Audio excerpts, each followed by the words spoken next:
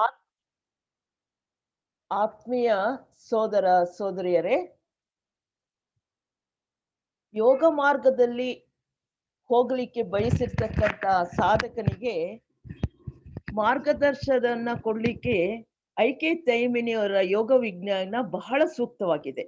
ಅದರ ಸಲುವಾಗಿ ನಾವು ಈ ಗುರುವಾರಗಳಂದು ಯೋಗ ವಿಜ್ಞಾನವನ್ನ ಅಧ್ಯಯನಕ್ಕೆ ತೆಗೆದುಕೊಂಡು ಕಳೆದ 6 ತಿಂಗಳಿಂದ ಅದರಲ್ಲಿ 4 ಪಾದಗಳು. ಮೊದಲನೇದು ಸಮಾಧಿ ಪಾದ, ಸೋದರ ರಾಜಗೋಪಾಲ್ ಶೆಟ್ಟಿ ಅವರು ಪ್ರಸ್ತಾಪ ಮಾಡಿದ್ರು. ನಂತರ ಸಾಧನ ಪಾದವನ್ನ ಸೋದರ ಜಗದೀಶ್ ಅವರು ಪ್ರಸ್ತಾಪ ಮಾಡಿದ್ರು. ಈಗ ವಿಭೂತಿ ಪಾದ 3ನೇ ಪಾದವನ್ನ ನಾನು ಪ್ರಸ್ತಾಪ ಮಾಡ್ತಾ ಇದ್ದೀನಿ. ಇಲ್ಲಿ ಯೋಗ ಮಾರ್ಗಕ್ಕೆ ಅನುಗುಣವಾಗಿರ್ತಕ್ಕಂಥ ಅಷ್ಟಾಂಗ ಮಾರ್ಗವನ್ನ ತಿಳಿಸಿದ್ದಾರೆ. ಅಷ್ಟಾಂಗ ಮಾರ್ಗದಲ್ಲಿ ಮುಖ್ಯವಾಗಿ 5 ಹೊರ ಅಂಗಗಳನ್ನ, ಯೋಗಾಂಗಗಳನ್ನ ಬಹಿರಂಗ ಯೋಗಾಂಗಗಳು ಅಂತ ಕರೀತಾರೆ. ಅಂದ್ರೆ ಪೂರ್ವ ಸಿದ್ಧತೆ, ಯೋಗ ಸಾಧನೆಗೆ ಬೇಕಾಗಿರ್ತಕ್ಕಂಥ ಪೂರ್ವ ಸಿದ್ಧತೆಯನ್ನ ಸಾಧನ ಪಾದದಲ್ಲಿ ತಿಳ್ಕೊಂಡ್ವಿ. ನಂತರ ಇನ್ನು ಉಳಿದ 3 ಅಂಗಗಳದನ್ನ ಧಾರಣ, ಧ್ಯಾನ, ಸಮಾಧಿ, ಇವು ಅಂತರಂಗ ಯೋಗಾಂಗಗಳು, ಮನಸ್ಸಿಗೆ ಸಂಬಂಧಪಟ್ಟಿರ್ತಕ್ಕಂಥದ್ದು. ಇದನ್ನ ವಿಭೂತಿ ಪಾದದಲ್ಲಿ ಈಗ ನಾವು ತಿಳಿತಿದ್ವಿ. ಕಳೆದ ವಾರ ಪ್ರಾರಂಭ ಮಾಡಿದ್ವಿ. ಧಾರಣ ಅಂದ್ರೆ ಏನು, ಧ್ಯಾನ ಅಂದ್ರೆ ಏನು ಅನ್ನೋ ವಿಚಾರವನ್ನ ನಾವು ತಿಳ್ಕೊಳ್ತಾ ಹೋದ್ವಿ. ಇಲ್ಲಿ ಧಾರಣ ಅಂದ್ರೆ ನೋಡಿ, ಮತ್ತೆ ವಿಚಾರವನ್ನ ತಿಳ್ಕೊಳ್ಳೋದು. ಧರಿಸು, ಏನನ್ನ? ಮನಸ್ಸನ್ನ ಒಂದು ವಿಷಯದಲ್ಲಿ ನಿಲ್ಲಿಸುವುದು, ಧರಿಸುವುದು. ಅಲ್ಲಿ ಅಲ್ಲಿ ನಿಲ್ಲಿಸುವುದಕ್ಕೆ ಏನಂತೀವಿ? ಧಾರಣ ಅಂತ ಹೇಳ್ತೀವಿ. ಇಲ್ಲಿ ಈ ಚಿತ್ರದಲ್ಲಿ ಕಾಣ್ತಾ ಇದೆ ನೋಡಿ, ಧಾರಣ ಒಂದು ವಸ್ತು ಎ ಅಂತ ತೆಗೆದುಕೊಳ್ತೀವಿ. ಆದ್ರೆ ಅನೇಕ, ಈಗ ನಾವು ಧ್ಯಾನ ಮಾಡಕ್ಕೆ ಕೂತ್ಕೊಳ್ತೀವಿ, ಆದ್ರೆ ಧಾರಣನೇ ಅದು. ಧ್ಯಾನಕ್ಕೆ ಕೂತ್ಕೊಂಡಾಗ ಏನಾಗತ್ತೆ? ಅನೇಕ ಆಲೋಚನೆಗಳು ಬರ್ತಾ ಇರುತ್ತೆ. ಆಲೋಚನೆಗಳು ಬಿ ಸಿ ಡಿ ಇ ಅಂತಕ್ಕಂಥ ಬೇರೆ ಬೇರೆ ಆಲೋಚನೆಗಳು ಬಂದಾಗ ಧಾರಣಕ್ಕೆ ಅವೇ ಅಡ್ಡಿ ಮಾಡ್ತದೆ. ಈ ರೀತಿ ನಾವು ಏನ್ ಮಾಡ್ತೀವಿ? ಅಡ್ಡಿ ಬರೋದನ್ನ ಪಕ್ಕಕ್ಕೆ ಸರಿಸಿ ಮತ್ತೆ ಧ್ಯಾನ ವಸ್ತುವಿನಲ್ಲಿ ನಿರಂತರವಾಗಿ ನಾವು ನಿಲ್ಲಿಸುವಂತೆ ಪ್ರಯತ್ನ ಪಟ್ಟಾಗ ಆಗ ಬರ್ತಕ್ಕಂಥ ಆಲೋಚನೆಗಳು ಕಡಿಮೆಯಾಗಿ ಮನಸ್ಸು ಒಂದೇ ಸಮನೆ ಅಡ್ಡಿ ಇಲ್ಲದೆ ಧ್ಯಾನ ವಸ್ತುವಿನ ಕಡೆಗೆ ಅದು ತನಗಿಷ್ಟ ಬಂದಷ್ಟು ಕಾಲ ನಿಲ್ಲೋದಿಕ್ಕೆ ಪ್ರಾರಂಭ ಮಾಡಿದಾಗ ಏನಾಗತ್ತೆ? ಏಕಾಗ್ರತೆ ಹೆಚ್ಚಾಗತ್ತೆ ಧಾರಣಕ್ಕಿಂತ ಧ್ಯಾನದಲ್ಲಿ. ಆಗ ಧ್ಯಾನ ಸ್ಥಿತಿಗೆ ನಾವು ಬರ್ತೀವಿ. ಈ ರೀತಿ ಸಾಧಕನು ಸಂಪೂರ್ಣವಾಗಿ ಆಲೋಚನೆಗಳು ಅವೇ ಅಡ್ಡಿಗಳು ಅಂತ ನಿವಾರಿಸಲು ಯಶಸ್ವಿಯಾದಾಗ, ಯಾವ ಅಡ್ಡಿಗಳೂ ಇಲ್ಲದೆ, ಈಗ ಯಾವ ಆಲೋಚನೆಗಳು ಬರ್ತಾ ಇಲ್ಲ, ಧ್ಯಾನ ವಸ್ತುವಿನಲ್ಲಿ ತನಗಿಷ್ಟ ಬಂದಷ್ಟು ಕಾಲ ಮನಸ್ಸನ್ನ ಧ್ಯಾನ ವಸ್ತು ಮೇಲೆ ನಿಲ್ಲಿಸ್ಬೇಕು, ಧರಿಸಲು ಸಮರ್ಥನಾದಾಗ ಅವನು ಧ್ಯಾನ ಘಟ್ಟವನ್ನ ತಲುಪುತ್ತಾನೆ. ನೋಡಿ, ಧಾರಣದಲ್ಲಿ ಏನಾಯ್ತು? ಚಂಚಲ ಇತ್ತು ಚಿತ್ತದಲ್ಲಿ, ಆಲೋಚನೆಗಳು ಬರ್ತಾ ಇದ್ವು. ಅದನ್ನ ಪ್ರಯತ್ನ ಪಟ್ಟು ಆಲೋಚನೆಗಳನ್ನ ಕಡಿಮೆ ಮಾಡಿಕೊಂಡು ಆಮೇಲೆ ಒಂದೇ ವಸ್ತುವಿನ ಮೇಲೆ ಮನಸ್ಸು ಆ ಧ್ಯಾನ ವಸ್ತುವಿನಂತೆ ನೀರು ಹರಿದ ಹಾಗೆ, ತೈಲಧಾರೆಯಂತೆ ಏಕತಾನತ ಅಂತ ಹೇಳಿದ್ವಿ ಲಾಸ್ಟ್ ಟೈಮ್. ಮನಸ್ಸು ಆ ವಸ್ತುವಿನ ಕಡೆಗೆ ಹರಿಯುವುದೇ ಧ್ಯಾನ. ನಂತರ ಇಲ್ಲಿ ಏಕಾಗ್ರತೆ ಜಾಸ್ತಿ ಆಯ್ತು, ಬೇರೆ ಕಡೆ ಹೋಗ್ಲಿಲ್ಲ. ಇನ್ನೂ ಮುಂದುವರಿದಾಗ ಆ ಧ್ಯಾನದಿಂದ ಮುಂದಿನ ಹಂತಕ್ಕೆ ಸಮಾಧಿ ಸ್ಥಿತಿಗೆ ಏರುತ್ತೆ. ಅದನ್ನ ಈ ಶ್ಲೋಕ ಹೇಳುತ್ತೆ. ಇವತ್ತು 3ನೇ ಶ್ಲೋಕ ತಗೊಳ್ಳೋಣ. ತದೇವಾರ್ಥ ಮಾತ್ರ ನಿರ್ಭಾಸಂ ಸ್ವರೂಪ ಶೂನ್ಯಂ ಇವ ಸಮಾಧಿಹಿ. ಅಂದ್ರೆ ಧ್ಯಾನ ವಸ್ತುವಿನ ಅರಿವು ಮಾತ್ರ ಉಳಿದುಕೊಂಡಿದ್ದು, ಧ್ಯಾನ ಮಾಡುವ ವಸ್ತು ಮಾತ್ರ ನಮ್ಮ ಗಮನದಲ್ಲಿದ್ದು, ಮನಸ್ಸಿನ ಸ್ವರೂಪ ಶೂನ್ಯವಾದಾಗ, ಮಾಯವಾದಾಗ ಅದು ಸಮಾಧಿ ಆಗತ್ತೆ. ಇಲ್ಲಿ ಬಹಳ ಹುಷಾರ ಕೇಳ್ಬೇಕು. 3ನೇ ಶ್ಲೋಕದಲ್ಲಿ ಸಮಾಧಿ ಸ್ಥಿತಿಗೆ ಬರ್ಬೇಕಾದ್ರೆ ಮನಸ್ಸು ಶೂನ್ಯವಾಗಬೇಕು, ಮಾಯವಾಗಬೇಕು. ಅಲ್ಲಿ ಏನಿರ್ಬೇಕು? ಧ್ಯಾನ ವಸ್ತು ಮಾತ್ರ ಉಳ್ಕೊಂಡಿರ್ಬೇಕು ಪ್ರಜ್ಞೆಯಲ್ಲಿ, ಆಗ ಸಮಾಧಿ ಸ್ಥಿತಿಗೆ ಹೇಳುತ್ತೆ. ಈ ರೀತಿ ಧ್ಯಾನ ಸ್ಥಿತಿಯು ಈಗ ಸುಪ್ರತಿಷ್ಠವಾಗಿದೆ. ಈಗ ನಾನು ಸಮಾಧಿಗಿಂತ ಮೊದಲು ಹೇಳ್ತಾ ಇದ್ದೀನಿ. ಧ್ಯಾನ ಸ್ಥಿತಿ ಸುಪ್ರತಿಷ್ಠಿತವಾದಾಗ ಅಂದ್ರೆ ಒಂದೇ ಧ್ಯಾನ ವಸ್ತುವಿನಲ್ಲಿ ಏಕತಾನತ ಮನಸ್ಸು ಹರಿತಾ ಇದೆ. ಮನಸ್ಸು ಧ್ಯಾನ ವಸ್ತುವನ್ನು ಯಾವ ಚಂಚಲಗಳು ಇಲ್ಲದೆ ಒಂದೇ ಸಮನೆ ನಿಲ್ಲಿಸಿಕೊಳ್ಳಲು ಸಮರ್ಥವಾದಾಗ ಏನಾಗತ್ತೆ, ಸಾಮಾನ್ಯವಾಗಿ ಆಲೋಚನೆಯಲ್ಲಿ ನಾವು ಒಂದು ವಸ್ತುವಿನ ಹತ್ರ ನೋಡ್ಲಿಕ್ಕೆ ಅರಿಯೋದಿಕ್ಕೆ ಸಾಧ್ಯವಾಗತ್ತೆ. ಏಕಾಗ್ರತೆ ಹೆಚ್ಚಾದಾಗ, ಗಮನವಿಟ್ಟು ಯಾವುದೇ ವಸ್ತುವನ್ನ ನೋಡಿದಾಗ, ಅದರ ಹತ್ತಿರದಿಂದ ನೋಡಿದಾಗ ಏಕಾಗ್ರತೆ ಹೆಚ್ಚಾಗಿ ಅದರ ವಿಚಾರವನ್ನ ಚೆನ್ನಾಗಿ ತಿಳ್ಕೊಳಕ್ಕಾಗತ್ತೆ. ಇಷ್ಟಾದ್ರೂ ಕೂಡ ಸಾಧಕನಿಗೆ ಆ ವಸ್ತುವಿನಲ್ಲಿ ಅಡಗಿರ್ತಕ್ಕಂಥ ಸತ್ಯ ಅರಿವಾಗೋದಿಲ್ಲ. ಅಂದ್ರೆ ಆ ವಸ್ತು ಯಾವ್ದು ನಾವು ಮೇಲ್ಮೇಲೆ ಹಿಂಗ್ ಸುಮ್ನೆ ನೋಡ್ತಾ ಇದೀವಿ, ಆ ವಸ್ತುವಿನ ಒಳಗಡೆ ಒಂದು ತಿರುಳು ಸಾರ ಅಂತ ಹೇಳ್ತೀವಲ್ಲ, ಅದರ ನೇರವಾದ ಅರಿವು ಲಭಿಸೋದಿಲ್ಲ. ಧ್ಯಾನದಲ್ಲಿ ವಸ್ತುವಿನ ತಿರುಳು, ಅದರ ಸಾರ ತಿಳ್ಕೊಳಕ್ ಸಾಧ್ಯ ಇಲ್ಲ. ಧ್ಯಾನ ಮಾಡ್ತಾ ಇದೀವಿ, ವಸ್ತುವಿನ ಹತ್ರ ಇದೀವಿ, ಎಲ್ಲ ಸ್ಪಷ್ಟವಾಗಿ ನೋಡ್ತಾ ಇದೀವಿ, ಆದ್ರೆ ಆ ಧ್ಯಾನ ವಸ್ತುವಿನಲ್ಲಿ ಏನಿದೆ, ಸತ್ವ ಏನಿದೆ, ಸಾರ ಏನಿದೆ, ಅದನ್ನ ತಿಳ್ಕೊಳ್ಳೋದಿಕ್ಕೆ ಸಾಧ್ಯವಿಲ್ಲ. ಅಂದ್ರೆ ಸಾಧಕನಿಗೆ ಆ ವಸ್ತುವಿನಲ್ಲಿ ಅಡಗಿರುವ ಸತ್ಯ, ನಾವು ಸತ್ಯ ಸಾಕ್ಷಾತ್ಕಾರ ಮಾಡ್ಕೊಳಕ್ ಹೋಗ್ತಿದ್ವಿ.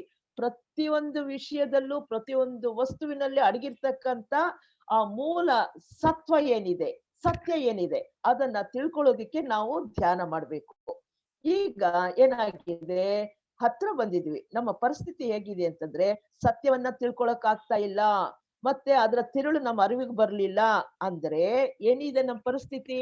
ಒಬ್ಬ ಉದಾಹರಣೆ ಕೊಡ್ತಾರೆ, ಯುದ್ಧದಲ್ಲಿ ಹೋರಾಡ್ತಕ್ಕಂತ ಒಬ್ಬ ಸೈನ್ಯಾಧಿಕಾರಿ ಸೈನಿಕನ್ ಕರ್ಕೊಂಡು ಒಂದು ಕೋಟೆಯನ್ನ ಬಾಗಿಲನ್ನ ಬೇಯಿಸಿ ಒಳಗ್ ಹೋಗ್ಬೇಕು.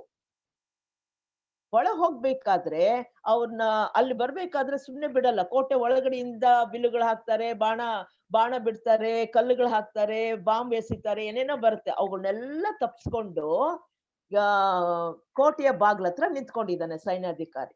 ಆದ್ರೆ ಕೋಟೆ ಒಳಗಡೆ ಹೋಗಕ್ಕೆ ಬಾಗಿಲು ತೆರೀಲಿಲ್ಲ. ಈ ರೀತಿ ಎಲ್ಲಾ ಅಡೆತಡೆಗಳನ್ನೆಲ್ಲನೂ ಬಿಡಿಸ್ಕೊಂಡು ಧ್ಯಾನದಲ್ಲಿ ಆ ಧ್ಯಾನ ವಸ್ತುವಿನ ಹತ್ರ ಬಂದಿದ್ದೀವಿ, ಆದ್ರೆ ಅದರ ಒಳಗಿನ ತಿರುಳು ಗೊತ್ತಾಗ್ತಾ ಇಲ್ಲ. ಧ್ಯಾನ ಮಾಡ್ತಿರ್ತಕ್ಕಂಥವನಿಗೆ ಈ ರೀತಿ ತಿಳ್ಕೊಳ್ಳೋದಿಕ್ಕೆ ಅಡ್ಡಿ ಮಾಡ್ತಾ ಇರೋದು ಯಾರಪ್ಪ ಅಂದ್ರೆ ಈಗೇನಾಗಿದೆ ಅಂತಂದ್ರೆ, ಅವನು ತಿಳಿಯಬೇಕೆಂದಿರೋ ವಸ್ತುವಿನ ಸತ್ಯಕ್ಕೂ, ಏನ್ ತಿಳ್ಕೋಬೇಕು, ಆ ವಸ್ತು ಯಾವ್ದು ಮೂಲ, ಸತ್ಯ ಏನು ಅದಕ್ಕೂ ಆ ತಿಳ್ಕೊಳ್ತಕ್ಕಂಥ ವ್ಯಕ್ತಿಯ ಮಧ್ಯೆ ಒಂದು ಯಾವ ರೀತಿ ಕೋಟೆಗೆ ಬಾಗ್ಲು ಹಾಕಿದಾರೋ ಹಾಗೆ ಸತ್ಯಕ್ಕೂ ಮತ್ತು ವ್ಯಕ್ತಿ ತಿಳ್ಕೊಳ್ಳೋ ವ್ಯಕ್ತಿಗೂ ಮಧ್ಯೆ ಒಂದು ತೆರೆ ಇದೆ. ಅಡ್ಡಿ ಇರೋದು ಯಾವ್ದಪ್ಪ ಅಂದ್ರೆ ಮನಸ್ಸೇ.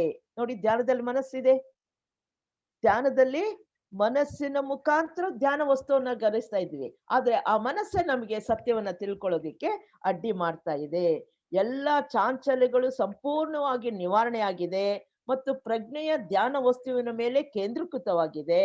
ಹಾಗಿದ್ಮೇಲೆ ಧ್ಯಾನ ವಸ್ತುವಿನ ಸಾರವನ್ನ ತಿಳ್ಕೊಳ್ಳೋದಿಕ್ಕೆ ಮನಸ್ಸು ಯಾವ ರೀತಿ ಅಡ್ಡಿ ಮಾಡುತ್ತೆ ಅನ್ನೋ ಪ್ರಶ್ನೆ ಹೇಳ್ಬೋದು.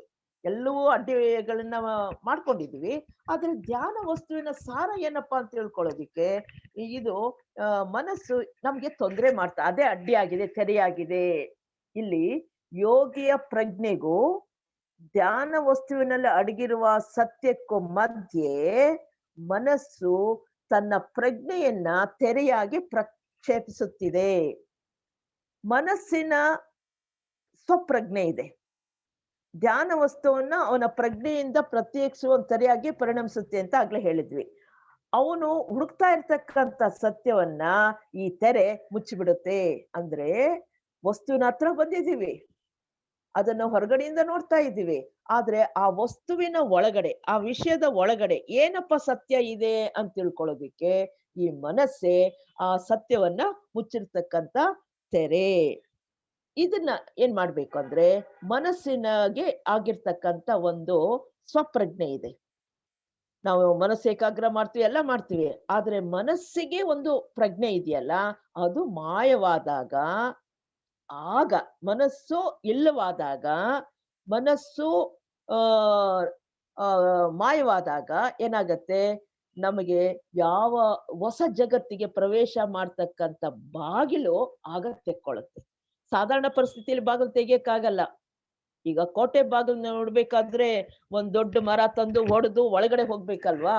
ಹಾಗೆ ಈ ಮನಸ್ಸನ್ನ ತೆರೆಯನ್ನ ಮಾಯ ಮಾಡಿದಾಗ, ಅದನ್ನ ನಿಷ್ಕ್ರಿಯ ಮಾಡಿದಾಗ, ಅದನ್ನ ಆ ಕೆ ಅದರದ್ದು ಉಪಟಳನ್ನ ನಿಗ್ರಹಿಸಿದಾಗ ಏನಾಗತ್ತೆ, ಆ ಹೊಸ ಪ್ರಪಂಚದ ಬಾಗಿಲು ಆಗ ತೆಗೆದುಕೊಳ್ಳುತ್ತೆ.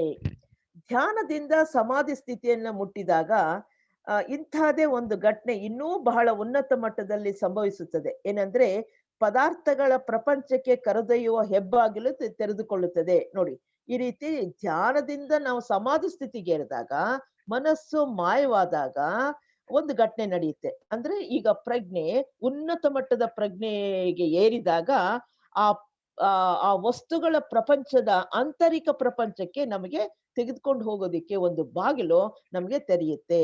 ಇಲ್ಲಿ ಅದಕ್ಕೆ ಹೇಳುದು, ಮನಸ್ಸಿನ ಸ್ವಪ್ರಜ್ಞೆಯು ಈ ರೀತಿ ಮಾಯವಾಗುವುದನ್ನ ಈ ಶ್ಲೋಕದಲ್ಲಿ ಏನ್ ಹೇಳಿದ್ರು, ಮನಸ್ಸಿನ ಸ್ವರೂಪ ಶೂನ್ಯವಾದಾಗ, ಸ್ವರೂಪ ಶೂನ್ಯಂ ಇವ ಸಮಾಧಿ, ಮನಸ್ಸಿನ ಸ್ವರೂಪ ಅದರದ್ದೇ ಆಗಿರ್ತಕ್ಕಂಥ ಒಂದು ಪ್ರಜ್ಞೆ ಅದು ಮಾಯವಾದಾಗ ಏನಾಗತ್ತೆ, ಸಮಾಧಿ ಸ್ಥಿತಿಗೆ ಏರುತ್ತದೆ.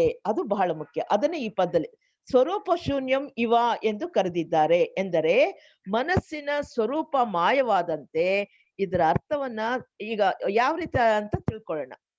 ಹೆಂಗ್ ಮಯವಾಗೋದು ಅನ್ನೋದನ್ನ ಇನ್ ಸ್ವಲ್ಪ ಡೀಟೇಲ್ ತಿಳ್ಕೊಳ್ಳೋಣ. ಈ ಜಗತ್ನಲ್ಲಿ ಇರ್ತಕ್ಕಂಥ ಪ್ರತಿಯೊಂದು ವಸ್ತುವಿಗೂ ಎರಡು ರೂಪ ಇರುತ್ತೆ. ನಾವು ಹೊರಗಡೆಯಿಂದ ಸ್ಥೂಲವಾಗಿ ಮಾನಸಿಕವಾಗಿ ತಿಳ್ಕೊಳ್ಳೋದು ಒಂದು ರೂಪ, ಅದಕ್ಕೆ ಹೊರ ರೂಪ ಅಂತ ಕರಿತೀವಿ. ಅದಲ್ಲದೆ ಅದರ ಒಳಗಡೆ ತಿರುಳಿದೆಯಲ್ಲ, ಅದೇ ನಿಜವಾದಂತ ರೂಪ. ಈಗ ಮತ್ತೊಮ್ಮೆ ಹೇಳ್ತೀನಿ, ಪ್ರತಿಯೊಂದು ವಸ್ತುಗೂ ಎರಡು ರೂಪಗಳಿದೆ. ಯಾವುದೇ ವಿಚಾರ ತಗೊಳ್ಳಿ, ಮರ ತಗೊಳ್ಳಿ, ಪಕ್ಷಿ ತಗೊಳ್ಳಿ, ಮನುಷ್ಯ ತಗೊಳ್ಳಿ, ಯಾವುದೇ ನೀವು ವಸ್ತು ತಗೊಳ್ಳಿ, ವಿಷಯ ತಗೊಳ್ಳಿ, ನಮ್ಗೆ ಹೊರಗಡೆ ಬಾಹ್ಯ ರೂಪ ಆ ವಸ್ತು ನಮಗೆ ಏನ್ ಕಾಣುತ್ತೆ, ಅದು ಮೇಲ್ಮೇಲೆ ಸ್ವಭಾವನ ತೋರಿಸುತ್ತೆ. ನಾವ್ ಏನೇ ವಸ್ತು ನೋಡಿದ್ರು ಮೇಲ್ಮೇಲೆ ನೋಡ್ತೀವಿ. ಈಗ ಮೊಬೈಲ್ ಇದೆ, ಮೇಲೆ ನೋಡ್ತೀವಿ ಆಕಾರ, ಅದು ಅದ್ರ ಒಳಗಡೆ ಏನಿದೆ ಅಂತ ಏನ್ ಗೊತ್ತು? ಹೊರಗಿನ ರೂಪ ಒಂದು, ಒಳಗಿನ ಆಂತರಿಕ ರೂಪ ಮತ್ತೊಂದು. ಇದು ನಿಜವಾದ ಮುಖ್ಯವಾದಂತ ತಿರುಳು, ಆ ವಸ್ತುವಿನ ತಿರುಳು. ಇದನ್ನ ಸ್ವರೂಪ ಅಂತ ಕರಿತೀವಿ. ಧ್ಯಾನ ಸ್ಥಿತಿಯಲ್ಲಿರುವ ಮನಸ್ಸನ್ನ ಪರಿಶೀಲಿಸಿದ್ರೆ, ಈಗ ಧ್ಯಾನ ಸ್ಥಿತಿಯಲ್ಲಿ ಮನಸ್ಸನ್ನು ಪರಿಶೀಲಿಸಿದ್ರೆ, ಆ ಮನಸ್ಸಿನ ರೂಪ ಯಾವ್ದಪ್ಪ ಅಂದ್ರೆ, ನಾವು ಯಾವ ವಸ್ತುವನ್ನ ಆಯ್ಕೆ ಮಾಡ್ಕೊಂಡಿದ್ದೀವೋ ಅದೇ ಅದನ್ನೇ ನಾವು ಪ್ರತ್ಯಯ ಅಂತ ಕರಿತೀವಿ. ಧ್ಯಾನ ವಸ್ತುನೇ ಒಂದು ಧ್ಯಾನಕ್ಕೆ ತೆಗೆದುಕೊಂಡಿರ್ತಕ್ಕಂಥ ವಿಷಯ ಅಥವಾ ಪ್ರತ್ಯಯ. ಅದರ ಮನಸ್ಸಿನ ಮುಖಾಂತರ ಅದು ವ್ಯಕ್ತವಾಗ್ತಾ ಇರತ್ತೆ. ಆದ್ರಿಂದ ಮನಸ್ಸಿನ ಹೊರರೂಪ ಏನಂದ್ರೆ, ನಾವು ಯಾವ ವಸ್ತು ತಗೊಂಡಿರ್ತೀವೋ ಆ ರೀತಿ ಅದರ ಹೊರರೂಪ ಕಾಣುತ್ತೆ. ಅಷ್ಟೇನಾ? ಮನಸ್ಸಿಗೆ ಅದರ ಪ್ರಜ್ಞೆಯಲ್ಲಿ ಇನ್ನೂ ಉಳಿಕೆ ಪ್ರಜ್ಞೆ ಇರುತ್ತೆ, ಮನಸ್ಸಿನ ಪ್ರಜ್ಞೆ, ಅದು ಅದರ ಸ್ವರೂಪ. ಇದು ಮನಸ್ಸಿನ ಒಂದು ಅದರದ್ದೇ ಆದಂತಕ್ಕಂಥ ಒಂದು ಸ್ವರೂಪ ಇದೆ. ಧಾರಣವು ಕ್ರಮಕ್ರಮವಾಗಿ ಧ್ಯಾನವಾಗಿ ಪರಿಣಮಿಸಿ, ಧ್ಯಾನದಲ್ಲಿ ಮನಸ್ಸಿನ ಏಕಾಗ್ರತೆ ಹೆಚ್ಚಿದಂತೆಲ್ಲ ಈ ಸ್ವಪ್ರಜ್ಞೆಯು ಬಲಹೀನವಾಗತ್ತೆ. ನಾವು ಧ್ಯಾನ ವಸ್ತುವನ್ನು ತೆಗೆದುಕೊಂಡು ಏಕಾಗ್ರತೆ ಮೂಡಿದಾಗ ಧ್ಯಾನದಲ್ಲಿ ಅಲ್ಲಿ ಮನಸ್ಸಿದೆ, ಆ ಮನಸ್ಸಿನ ಮುಖಾಂತರವೇ ಧ್ಯಾನ ವಸ್ತು ನೋಡ್ತಾ ಇದೀವಿ. ಹಾಗೆ ಮಾಡ್ತಾ ಮಾಡ್ತಾ ಮಾಡ್ತಾ ಏನಾಗತ್ತೆ ಅಂದ್ರೆ, ಇಲ್ಲಿ ನೋಡ್ರಿ, ಅಲ್ಲಿ ಸುತ್ತಲೂ ಸರ್ಕಲ್ ಇದೆಯಲ್ಲ, ಅದು ಮನಸ್ಸಿದೆ ಅಂತ ಅರ್ಥ. ಅದು ಧ್ಯಾನವನ್ನ ಏಕಾಗ್ರತೆ ಹೆಚ್ಚು ಮಾಡ್ತಾ ಇದ್ದಾಗ ಆ ಮನಸ್ಸಿನ ಸ್ವರೂಪ ಕ್ಷೀಣವಾಗುತ್ತೆ, ಬಲಹೀನವಾಗತ್ತೆ, ದುರ್ಬಲವಾಗತ್ತೆ, ಅದು ಮಾಯವಾದಂಗೆ ಕಾಣುತ್ತೆ. ಆಗ ಧ್ಯಾನ ಮನಸ್ಸು ವೀಕ್ ಆಗ್ಬೇಕು, ಮನಸ್ಸು ಇಲ್ಲವಾದಂತಾಗ್ಬೇಕು, ಇದ್ರೂ ಇಲ್ಲದಂತಿರಬೇಕು. ಆಗ ಸಮಾಧಿ ಸ್ಥಿತಿಗೆ ಏರುತ್ತೆ. ಸ್ವಪ್ರಜ್ಞೆಯನ್ನು ಮಾಯವಾಗುವ ಮಟ್ಟಕ್ಕೆ ಇಳಿಸಬೇಕೇ ಹೊರತು ಮನಸ್ಸನ್ನ ಖಾಲಿ ಮಾಡ್ಬೇಕಾಗಿಲ್ಲ. ಅಂದ್ರೆ ಮಾಯ ಅಂತಂದ್ರೆ ಅದನ್ನ ಕಾಣದಂಗೆ ಮಾಡ್ಬೇಕಷ್ಟೇ. ಅದು ಮನಸ್ಸನ್ನ ಖಾಲಿ ಮಾಡಕ್ಕಾಗಲ್ಲ. ಯಾಕೆಂದ್ರೆ ಮನಸ್ಸಿನಲ್ಲಿ ಏನಿದೆ, ಧ್ಯಾನ ವಸ್ತು ತುಂಬಿಕೊಂಡಿದೆ. ಮನಸ್ಸನ್ನ ಸಂಪೂರ್ಣವಾಗಿ ಧ್ಯಾನ ವಸ್ತು ತುಂಬಿಕೊಂಡು ಹೋಗಿರುವಾಗ ಮನಸ್ಸು ಖಾಲಿ ಮಾಡಕ್ಕಾಗಲ್ಲ. ಆದ್ರೆ ಅದರ ಶಕ್ತಿ ಕುಗ್ಗಿರುತ್ತೆ. ಅದರ ತನ್ನತನ ಮನಸ್ಸಿನ ಸ್ವರೂಪ ವೀಕ್ ಆಗಿರತ್ತೆ. ಆದ್ದರಿಂದ ಸ್ವರೂಪ ಶೂನ್ಯವೆಂದರೆ, ಇಲ್ಲಿ ಮನಸ್ಸಿನ ಸ್ವರೂಪ ಶೂನ್ಯವೆಂದರೆ ಮನಸ್ಸಿನ ಸ್ವಪ್ರಜ್ಞೆ ವಿಷಯ ಭಾವವನ್ನ ಆ ಕನಿಷ್ಠ ಮಿತಿಗೆ ಇಳಿಸೋದು. ಅದರದ್ದು ವ್ಯಕ್ತತೆ ಕಡಿಮೆ ಮಾಡ್ಬೇಕು. ಆಗ ಧ್ಯಾನವು ಸಮಾಧಿ ಸ್ಥಿತಿಯಲ್ಲಿ ಕೊನೆಗೊಂಡಾಗ ಸ್ವರೂಪ ಮಾಯವಾದಂತೆ ನಮಗೆ ಕಾಣುತ್ತೆ. ಆದ್ರೆ ಸಮಾಧಿ ಸ್ಥಿತಿ ಮುಗಿದ್ಮೇಲೆ ಮತ್ತೆ ಎಚ್ಚೆತ್ಕೊಂಡ್ರೆ ಮತ್ತೆ ಮನಸ್ಸು ಅಲ್ಲಿ ವ್ಯಕ್ತವಾಗತ್ತೆ. ಅಲ್ಲೇ ಇರುತ್ತೆ, ಅದು ದುರ್ಬಲವಾಗಿರುತ್ತೆ, ಅದರದ್ದು ಉಪಟಳ ಇರುವುದಿಲ್ಲ. ಧ್ಯಾನ ವಸ್ತುವಿನಲ್ಲಿ ಮನಸ್ಸನ್ನು ವಿಲೀನ ಮಾಡುವುದರ ಮೂಲಕ ಈಗ ಏನ್ ಮಾಡ್ತೀವಿ, ಧ್ಯಾನ ವಸ್ತುವನ್ನ ಮನಸ್ಸಿನಲ್ಲಿ ವಿಲೀನ ಮಾಡ್ತಕ್ಕಂಥದ್ದು. ಆ ವಸ್ತುವಿನ ಅತ್ಯಂತ ಆಂತರಿಕ ಸ್ವರೂಪವನ್ನ ಹೇಗೆ ಅರಿತುಕೊಳ್ಳಲು ಸಾಧ್ಯ ಅನ್ನೋದನ್ನ ಈಗ ತಿಳ್ಕೊಳ್ಳೋಣ. ಸ್ವಪ್ರಜ್ಞೆ ಮಾಯವಾದಾಗ, ಅದು ತೋರಿಕೆಗೆ ಮಾತ್ರ ಮಾಯವಾಗಿದೆ. ನಿಜವಾಗಿ ಏನಾಗತ್ತೆ ಅಂದ್ರೆ, ಆ ವಿಷಯ ಧ್ಯಾನ ವಸ್ತು ಒಂದು ಮನಸ್ಸು ತಿಳ್ಕೊಳ್ತಕ್ಕಂಥ ಎರಡು ಬೆರ್ತ್ಕೊಳ್ಬಿಡ್ಬೇಕು, ಒಂದಾಗ್ಬಿಡ್ಬೇಕು. ಆಗ ಮನಸ್ಸು ಧ್ಯಾನ ವಸ್ತುನಲ್ಲಿ ಲೀನವಾಗೋಗ್ಬಿಟ್ಟಿದೆ. ಆಗ ಮನಸ್ಸಿನ ಸ್ವರೂಪ ಮಾಯವಾದ ಹಾಗೆ ಕಾಣುತ್ತೆ. ಯಾವಾಗ ಮನಸ್ಸು ಅದರ ಶಕ್ತಿ ಕಂಡ್ಕೊಳ್ಳುತ್ತೋ, ಮನಸ್ಸು ಅಂತಂದ್ರೆ ಮೇಧಾಶಕ್ತಿ, ಆ ಮೇಧಾಶಕ್ತಿ ಇಲ್ಲವಾದಾಗ ಏನಾಗತ್ತೆ, ಇನ್ನೊಂದು ಶಕ್ತಿ ಉದ್ಭವ ಆಗತ್ತೆ. ಅಂದ್ರೆ ಪ್ರಜ್ಞೆ ಮನಸ್ಸಿನಿಂದ ಇನ್ನು ಮೇಲಕ್ಕೇರುತ್ತೆ ಅಂತ ಅರ್ಥ. ಆಗ ಬುದ್ಧಿಶಕ್ತಿ ಕೆಲಸ ಮಾಡಲು ಪ್ರಾರಂಭ ಆಗುತ್ತೆ. ಆಗ ಬುದ್ಧಿಶಕ್ತಿ ಕೆಲಸ ಮಾಡಿದಾಗ ಏನಾಗತ್ತೆ, ಈಗ ಮನಸ್ಸಿನ ಉಪಟಳ ಇಲ್ಲ, ಆ ಧ್ಯಾನ ವಸ್ತು ಮಾತ್ರ ಇದೆ. ಮನಸ್ಸು ಮಾಯವಾದಾಗ ಉಳ್ಕೊಳ್ಳೋದೇನು, ಧ್ಯಾನ ವಸ್ತು. ಈಗ ಧ್ಯಾನ ವಸ್ತು ಮೇಲೆ ಮೇಧಾಶಕ್ತಿ ಪ್ರಭಾವವಿಲ್ಲ, ಅಂದ್ರೆ ಮನಸ್ಸಿನ ಪ್ರಭಾವವಿಲ್ಲ. ಆಗ ಇನ್ನೊಂದು ಶಕ್ತಿ ವ್ಯಕ್ತವಾಗತ್ತೆ, ಅದೇ ಬುದ್ಧಿಶಕ್ತಿ.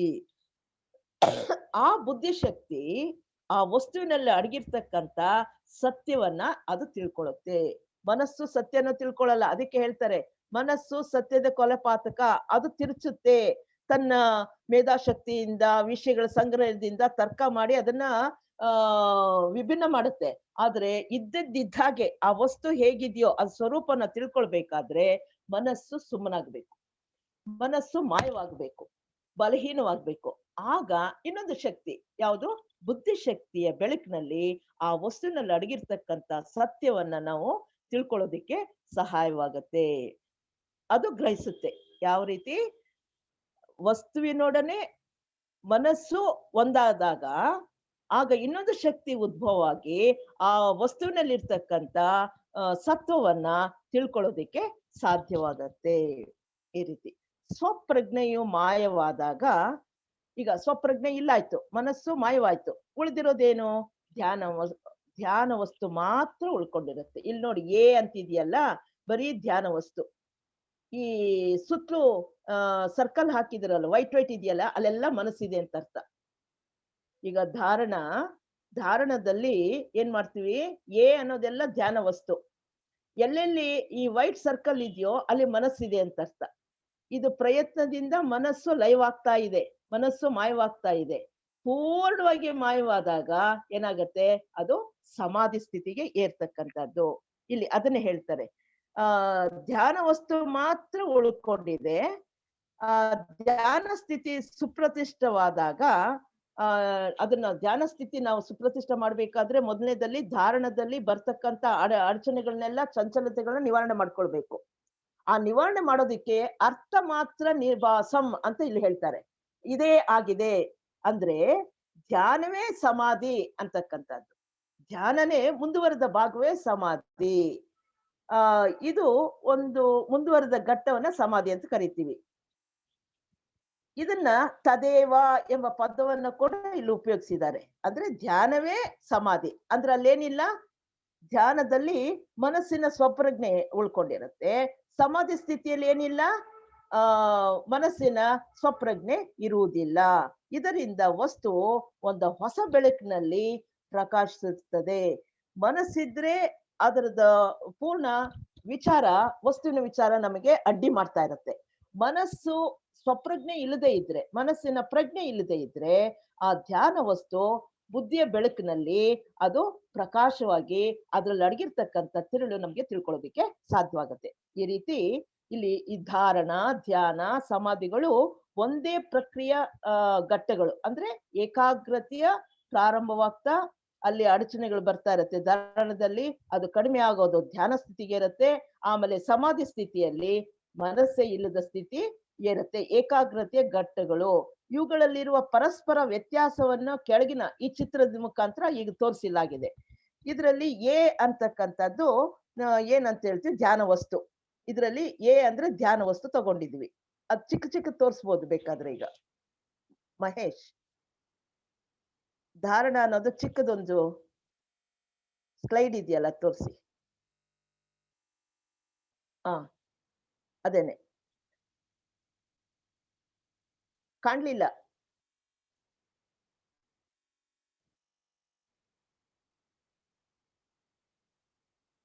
ಮಹೇಶ್, ಚಿತ್ರ ಬರ್ಲಿಲ್ಲ.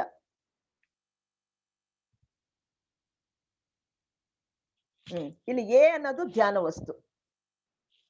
ಅದರಲ್ಲಿ ಬಿ ಸಿ ಡಿ ಇದೆಯಲ್ಲ, ಅವುಗಳೆಲ್ಲ ಕೂಡ ಅಡ್ಡಿಗಳು, ಮನಸ್ಸನ್ನ ಚಂಚಲಗೊಳಿಸುವ ವಿಷಯಗಳು.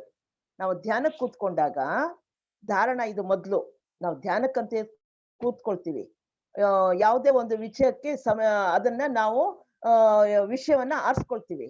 ಅದು ಕೂತ್ಕೊಂಡು ಅವಾಗ ಏನಾಗುತ್ತೆ, ಅದೊಂದೇ ಮನಸ್ಸು ಅದ್ರ ಮೇಲೆ ಇರಲ್ಲ. ಏನಾಗುತ್ತೆ, ಬೇರೆ ಬೇರೆ ಆಲೋಚನೆಗಳು ಬರುತ್ತೆ. ಬಿ ಅಂತಕ್ಕಂಥ ಆಲೋಚನೆ ಅದೊಂದು ಅಡ್ಡಿ, ಸಿ ಅಂತಕ್ಕಂಥ ಆಲೋಚನೆ ಅದೊಂದು ಅಡ್ಡಿ, ಡಿ ಅಂತಕ್ಕಂಥ ಆಲೋಚನೆಗಳು ಬರ್ತಿರುತ್ತೆ.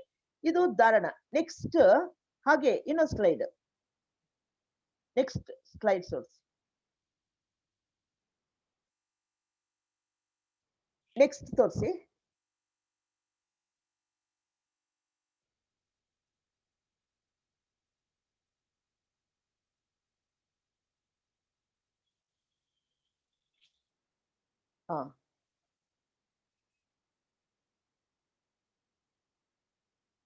ನೋಡಿ, ಈಗ ಧಾರಣ ಮಾಡೋಕ್ ಪ್ರಯತ್ನ ಮಾಡ್ತಾ ಇದ್ದಾನೆ. ಧ್ಯಾನದ ವಸ್ತು ಇದೆ, ನಂತರ ಬಿ ಬಂದ್ಬಿಡ್ತು. ಅವಾಗ್ಲೇ ತೋರಿಸಿ ಸಾಧಾರಣ ಮನುಷ್ಯನ ಚಂಚಲ ಸ್ಥಿತಿ. ಈಗ ಧಾರಣ ಕೂತಿರ್ತಕ್ಕಂಥ ವ್ಯಕ್ತಿಯಲ್ಲಿ ಧ್ಯಾನ ವಸ್ತು ಎ ಇದೆ. ಧ್ಯಾನ ವಸ್ತು ಮೇಲೆ ಮನಸ್ಸು ನೆಟ್ಟಿರ್ಬೇಕಾದ್ರೆ ಇನ್ನೊಂದು ಬಿ ಆಲೋಚನೆ ಬಂದ್ಬಿಡ್ತು. ಪುನಃ ಏನ್ ಮಾಡ್ತಾನೆ, ಅಯ್ಯೋ ನಾನ್ ಧ್ಯಾನ ಮಾಡ್ತಾ ಇದ್ದೀನಿ, ಬೇರೆ ಕಡೆ ಹೋಯ್ತು ಅಂತ ಕರ್ಕೊಂಡ್ಬಂದು ಮತ್ತೆ ಧ್ಯಾನ ವಸ್ತು ನಿಲ್ಲಿಸ್ತಾನೆ. ಸ್ವಲ್ಪ ಹೊತ್ತಾದ್ಮೇಲೆ ಇನ್ನೊಂದು ಬಂದ್ಬಿಡತ್ತೆ. ಈ ರೀತಿ ಅಡೆತಡೆಗಳು ಬರ್ತಾ ಬರ್ತಾ ಏನಾಗತ್ತೆ, ಸಾಧನೆ ಮಾಡ್ತಾ ಮಾಡ್ತಾ ಏನಾಗತ್ತೆ, ಅಡ್ಡಿಗಳ ಸಂಖ್ಯೆ ಕಡಿಮೆ ಆಗತ್ತೆ. ಇಲ್ಲಿ ಧಾರಣದಲ್ಲಿ ಅಡ್ಡಿಗಳು ಬರ್ತಾ ಇರತ್ತೆ. ನೆಕ್ಸ್ಟ್ ಧ್ಯಾನ. ಈ ಅಡ್ಡಿಗಳನ್ನ ಪೂರ್ಣವಾಗಿ ಗೆದ್ದ ಮೇಲೆ ಧಾರಣ ಆದ್ಮೇಲೆ ಧ್ಯಾನ.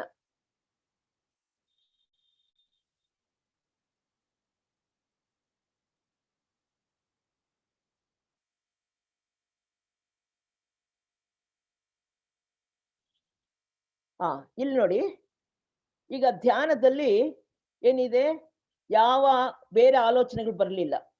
ಧಾರಣದಲ್ಲಿ ಅಲ್ಲೊಮ್ಮೆ ಇಲ್ಲೊಮ್ಮೆ ಬೇರೆ ಆಲೋಚನೆ ಅಡ್ಡಿಗಳು ಬಂತು. ಅದು ಧಾರಣ ಕೂತ್ಕೊಂಡಾಗ ಮೊದಲು ಜಾಸ್ತಿ ಬಂದು ಅದನ್ನ ಪ್ರಯತ್ನ ಮಾಡ್ತಾ ಮಾಡ್ತಾ ಮಾಡ್ತಾ ಅಡ್ಡಿಗಳ ಸಂಖ್ಯೆ ಕಡಿಮೆ ಆಯ್ತು. ಪೂರ್ತಿ ಕಡಿಮೆ ಆದಾಗ ಕೇವಲ ಧ್ಯಾನ ವಸ್ತುವಿನಲ್ಲೇ ಇದ್ದಾಗ ಅದು ಧ್ಯಾನವಾಗತ್ತೆ ಅಂತ ಹೇಳಿದ್ವಿ. ಈಗ ಏನಾಯ್ತು, ಧ್ಯಾನ ವಸ್ತು ಮೇಲೆ ಹರಿತಾ ಇದೆ. ಈ ವೈಟ್ ಸರ್ಕಲ್ ಎಲ್ಲ ಮನಸ್ಸಿದೆ ಅಂತ ಅರ್ಥ. ಹೀಗೆ ಧ್ಯಾನವನ್ನ ಮನಸ್ಸಿನ ಮುಖಾಂತರ ಮಾಡ್ತಾ ಮಾಡ್ತಾ ಮಾಡ್ತಾ ಮಾಡ್ತಾ ಏಕಾಗ್ರತೆ ಹೆಚ್ಚಾದಾಗ ಮುಂದಿನ ಹಂತಕ್ಕೆ ಹೋಗ್ಬೇಕಾದ್ರೆ ಇಲ್ಲಿ ಸರ್ಕಲ್ಗಳು ಇಲ್ಲ ನೋಡಿ, ವೈಟ್ ಇಲ್ಲ ಅಂದ್ರೆ ಮನಸ್ಸು ಶೂನ್ಯವಾಗ್ತಾ ಇದೆ. ನೆಕ್ಸ್ಟ್ ಹೋಗ್ಲಿ, ಸಮಾಧಿಗೆ ಹೋಗ್ಲಿ.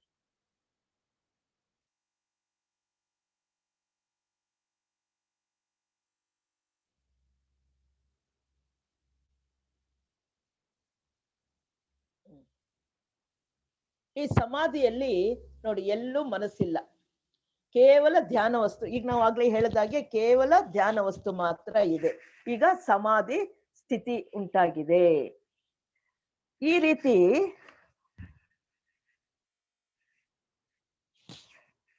ಧಾರಣ, ಧ್ಯಾನ ಮತ್ತು ಸಮಾಧಿಗಳಲ್ಲಿ ನಡೆಯುವ ಪರಿವರ್ತನೆಗಳು ಸಂಪೂರ್ಣವಾಗಿ ಮಾನಸಿಕ ಕ್ಷೇತ್ರಕ್ಕೆ ಸೇರಿರ್ತಕ್ಕಂಥದ್ದು ಸೇರಿವೆ. ಮತ್ತು ಪ್ರಜ್ಞೆಗೆ ಅಲ್ಲಿ ಪ್ರಜ್ಞೆನೂ ಇದೆ, ಮನಸ್ಸುನು ಇದೆ.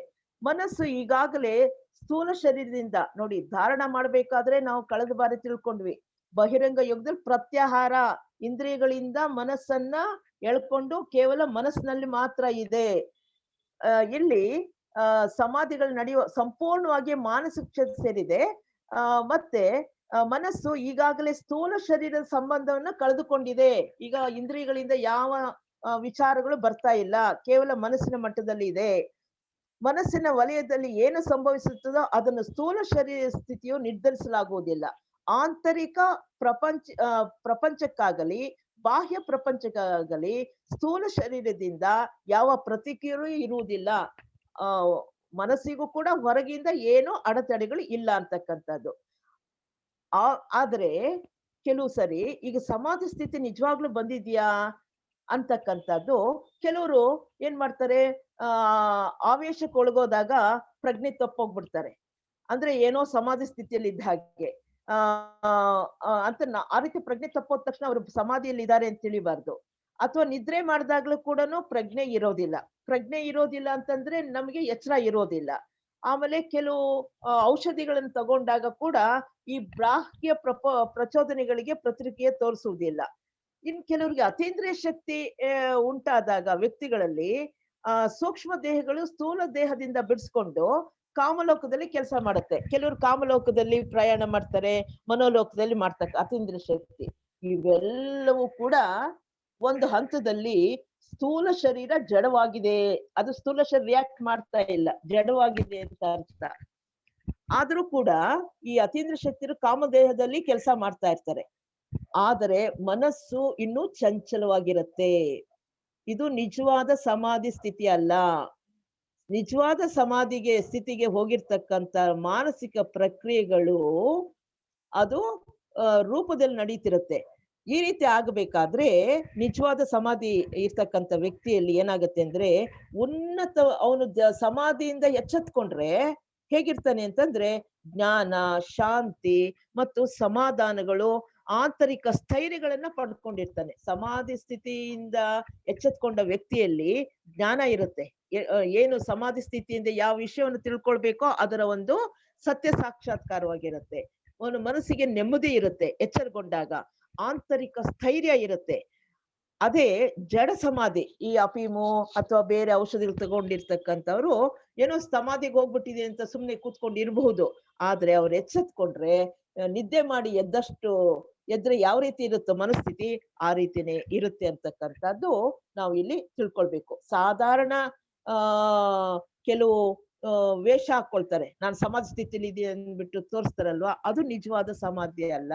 ನಿಜವಾದ ಸಮಾಧಿಯಿಂದ ಎಚ್ಚೆತ್ತವನ ಮುಖಚರ್ಯ ಹೇಗಿರುತ್ತೆ ಅಂದ್ರೆ, ಶಾಂತವಾಗಿರುತ್ತೆ, ಮನಸ್ಸು ಪ್ರಫುಲ್ಲವಾಗಿರುತ್ತೆ, ಸ್ಥೈರ್ಯದಿಂದ ಇರ್ತಾರೆ, ಜ್ಞಾನ, ತಿಳುವಳಿಕೆ ಅವರಲ್ಲಿ ಉನ್ನತ ಮಟ್ಟದ ತಿಳುವಳಿಕೆ ಇರ್ತಕ್ಕಂಥದ್ದು. ಇದು ಈ ರೀತಿ ಧಾರಣ, ಧ್ಯಾನ, ಸಮಾಧಿಯನ್ನ ತಿಳ್ಕೊಳ್ತಾ ಮುಂದಕ್ಕೆ ಹೋಗೋಣ. ಈ ಮೂರು ಸೇರಿದಾಗ ಏನಾಗತ್ತೆ? 4ನೇ ಶ್ಲೋಕ ಹೇಳುತ್ತೆ, ತ್ರಯಮೇಕತ್ರ ಸಂಯಮಃ. ಇವು ಮೂರು ಒಟ್ಟಿಗೆ ಸೇರಿದಾಗ ಸಂಯಮ ಅಂತ ಕರಿತೀವಿ. ಏಕಾಗ್ರತೆ ಪ್ರಾರಂಭ ಆಯ್ತು ಧಾರಣದಲ್ಲಿ, ಡಿಸ್ಟರ್ಬ್ ಇದ್ದಿದ್ದು ಧ್ಯಾನದಲ್ಲಿ ಇನ್ನೂ ಹೆಚ್ಚು ಮಟ್ಟಕ್ಕೆ ಇರ್ತು, ಸಮಾಧಿ ಸ್ಥಿತಿಗೆ ಏರಿದಾಗ ಏಕಾಗ್ರತೆ ಎಷ್ಟು ಮಟ್ಟಕ್ಕೆ ಹೋಯ್ತಂದ್ರೆ ಮನಸ್ಸು ಕೂಡ ಶೂನ್ಯವಾಗೋಯ್ತು. ತನ್ನ ಸ್ವರೂಪನ ಕಳ್ಕೊಂಡಾಗ ಆ ಸ್ಥಿತಿಗೆ ಏನಂತ ಹೇಳ್ತೀವಿ, ಈ ಮೂರು ಘಟ್ಟಗಳು ಒಂದಾದ ನಂತರ ಬರುತ್ತೆ. ಈ ಮತ್ತೊಂದು ಬರೋದು ಆ ಘಟ್ಟದಲ್ಲಿ ಏಕಾಗ್ರತೆ ಹೆಚ್ಚಾಗಿರುತ್ತೆ. ಮನಸ್ಸು ಚಂಚಲಗೊಳಿಸುವ ವಿಷಯಗಳಿಂದ ಸಂಪೂರ್ಣವಾಗಿ ಪ್ರತ್ಯೇಕಿಸಿರುತ್ತೆ. ಇದರಿಂದ ಧಾರಣದಿಂದ ಪ್ರಾರಂಭವಾಗಿ ಸಮಾಧಿಯಲ್ಲಿ ಕೊನೆಗೊಳ್ಳುವ ಈ ಸಂಪೂರ್ಣ ಪ್ರಕ್ರಿಯೆಯನ್ನ ಯೋಗದ ಪರಿಭಾಷೆಯಲ್ಲಿ ಸಂಯಮ ಎಂದು ಕರೀತಾರೆ. ಏನು, ಧಾರಣದಿಂದ ಏಕಾಗ್ರತೆ ಪ್ರಾರಂಭವಾಗಿ ಧ್ಯಾನಕ್ಕೆ ಇನ್ನು ಏಕಾಗ್ರತೆ ಹೆಚ್ಚಾಗಿ ಕೊನೆಗೆ ಸಮಾಧಿ ಸ್ಥಿತಿಗೆ ಏಕಾಗ್ರತೆ ತುದಿಗೆ ಮುಟ್ಟಿದಾಗ ಈ ಪ್ರಕ್ರಿಯೆ ಪ್ರೋಸೆಸ್ ಇದೆಯಲ್ಲ, ಅದನ್ನ ಏನಂತ ಹೇಳ್ತಾರೆ? ಸಂಯಮ ಅಂತ ಹೇಳ್ತಾರೆ. ಹಂತವಾಗಿ ಪ್ರಜ್ಞೆ ಮೇಲಕ್ಕೆ ಏರ್ತಾ ಸಮಾಧಿ ಅಂದ್ರೆ ಏಕಾಗ್ರತೆ ಹೆಚ್ಚು ಮಟ್ಟಕ್ಕೆ ಏರಿದಾಗ ಅದನ್ನ ಸಂಯಮ ಅಂತ ಕರೀತಾರೆ. ಈ ಮೂರು ಸೇರಿದಾಗ ಸಂಯಮ ಬರುತ್ತೆ. ಈ ಸಂಯಮವನ್ನ ಆ ಈ ಸಂಯಮ ಬಂದಾಗ ಏನಾಗತ್ತೆ ಅಂದ್ರೆ ನಮಗೆ ಯಾವುದು ತಿಳ್ಕೊಳಕ್ ಸಾಧ್ಯವಿಲ್ವೋ, ಭೌತಿಕವಾಗಿ ತಿಳ್ಕೊಳಕ್ ಸಾಧ್ಯ ಇಲ್ಲ. ಅತಿ ಭೌತಿಕ ಶಕ್ತಿಗಳು ಆ ಬಂದು ಆ ವಸ್ತುವಿನ ತಿರುಳನ್ನ, ಸತ್ಯವನ್ನ ತಿಳ್ಕೊಳ್ಳೋದಕ್ಕೆ ಜ್ಞಾನದ ದ್ವಾರ, ಬಾಗಿಲು ತೆಕ್ಕೊಳ್ಳುತ್ತೆ. ಯಾರು ಸಂಯಮವನ್ನ ಸಿದ್ಧಿ ಮಾಡ್ಕೊಳ್ತಾರೋ ಜ್ಞಾನದ ಬಾಗಿಲು ತೆರೆದು ನಮಗೆ ಅತಿ ಭೌತಿಕ ಆ ಶಕ್ತಿ ಸಿದ್ಧಿಗಳು ಅವರಿಗೆ ಉಂಟಾಗತ್ತೆ. ಆದ್ರೆ ಎರಡು ಅಂಶ ನೆನ್ಪಿಟ್ಕೊಳ್ಬೇಕು ಸಮಯದ ಬಗ್ಗೆ. ಮೊದಲನೇದಾಗಿ ಏನಪ್ಪಾ ಅಂತಂದ್ರೆ, ಇದರಲ್ಲಿ ಒಂದು ಇನ್ನೊಂದು ಘಟ್ಟದಿಂದ ಏರ್ಬೇಕಾದ್ರೆ ಅದು ತಕ್ಷಣ ಬದಲಾವಣೆ ಆಗಲ್ಲ. ಹಂತವಾಗಿ ಸಾಧನೆ ಮಾಡ್ತಾ ಕ್ರಮವಾಗಿ ಧ್ಯಾನದಿಂದ ಸಮಾಧಿ ತಕ್ಷಣ ಏರೋದಿಲ್ಲ. ಇದೊಂದು ಪಾಯಿಂಟ್. ಎರಡನೇ ಪಾಯಿಂಟ್ ಏನಂತಂದ್ರೆ, ಕೊನೆ ಘಟ್ಟ ಸಮಾಧಿ ಸ್ಥಿತಿ ತಲುಪ್ತೀವಲ್ಲ, ಎಷ್ಟು ಸಮಯ ತೆಗೆದುಕೊಳ್ಳುತ್ತೆ ಇವ್ರಿಗೆ? ಯಾರ್ಯಾರು ಎಷ್ಟು ಮಟ್ಟಿಗೆ ಬೆಳೆದಿದ್ದಾರೋ, ಕೆಲವರಿಗೆ ಸ್ವಲ್ಪ ಗಂಟೆಗಳಲ್ಲಾಗ್ಬೋದು, ಕೆಲವು ದಿನಗಳಲ್ಲಾಗ್ಬೋದು, ವರ್ಷಗಳೇ ಆಗ್ಬೋದು. ಬೆಳವಣಿಗೆಯ ಆ ಯಾರು ಎಷ್ಟು ಮಟ್ಟಿಗೆ ಬೆಳೆದಿರ್ತಾರೋ ಅಷ್ಟು ಕಾಲಾವಧಿ ಆಗತ್ತೆ. ಆದ್ರೆ ಜೀವನ್ಮುಕ್ತರಿಗೆ ಅವ್ರ ಪ್ರಯತ್ನವಿಲ್ಲದೆ ಎಲ್ಲಾ ಲೋಕಗಳಲ್ಲಿ ಅಂದ್ರೆ ಸಮಾಧಿಗೆ ಏರ್ಬಿಡ್ಬೋದು. ಸಾಧಕನಾಗಿರ್ತಕ್ಕಂಥವನು ಸ್ವಲ್ಪ ಸಮಯ ತೆಗೆದುಕೊಳ್ಬಹುದು, ಕೆಲವು ಗಂಟೆಗಳು ತಗೊಳ್ಬಹುದು. ಸಾಧಾರಣ ಮನುಷ್ಯ ಹೋಗೋಕೆ ಸಾಧ್ಯವೇ ಇಲ್ಲ.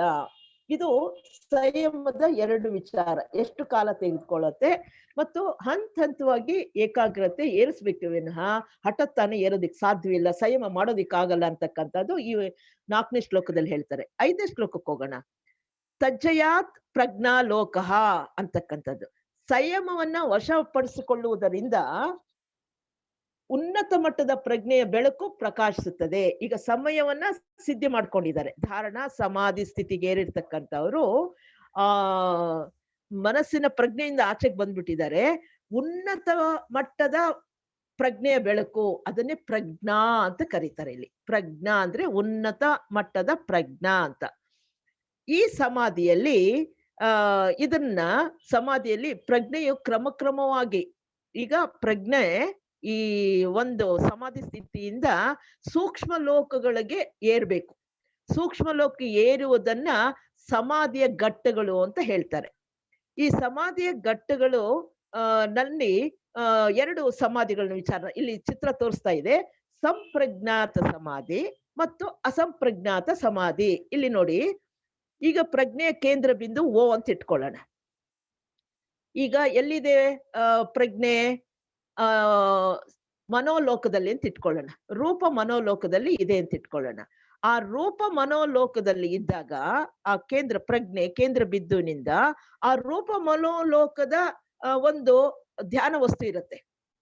ಧ್ಯಾನ ವಸ್ತುಗೆ ಅದು ಅದ್ರ ಮೇಲೆ ಫೋಕಸ್ ಮಾಡುತ್ತೆ. ಪಿ ಅಂದ್ರೆ ಪ್ರತ್ಯಯ ಅಂತ.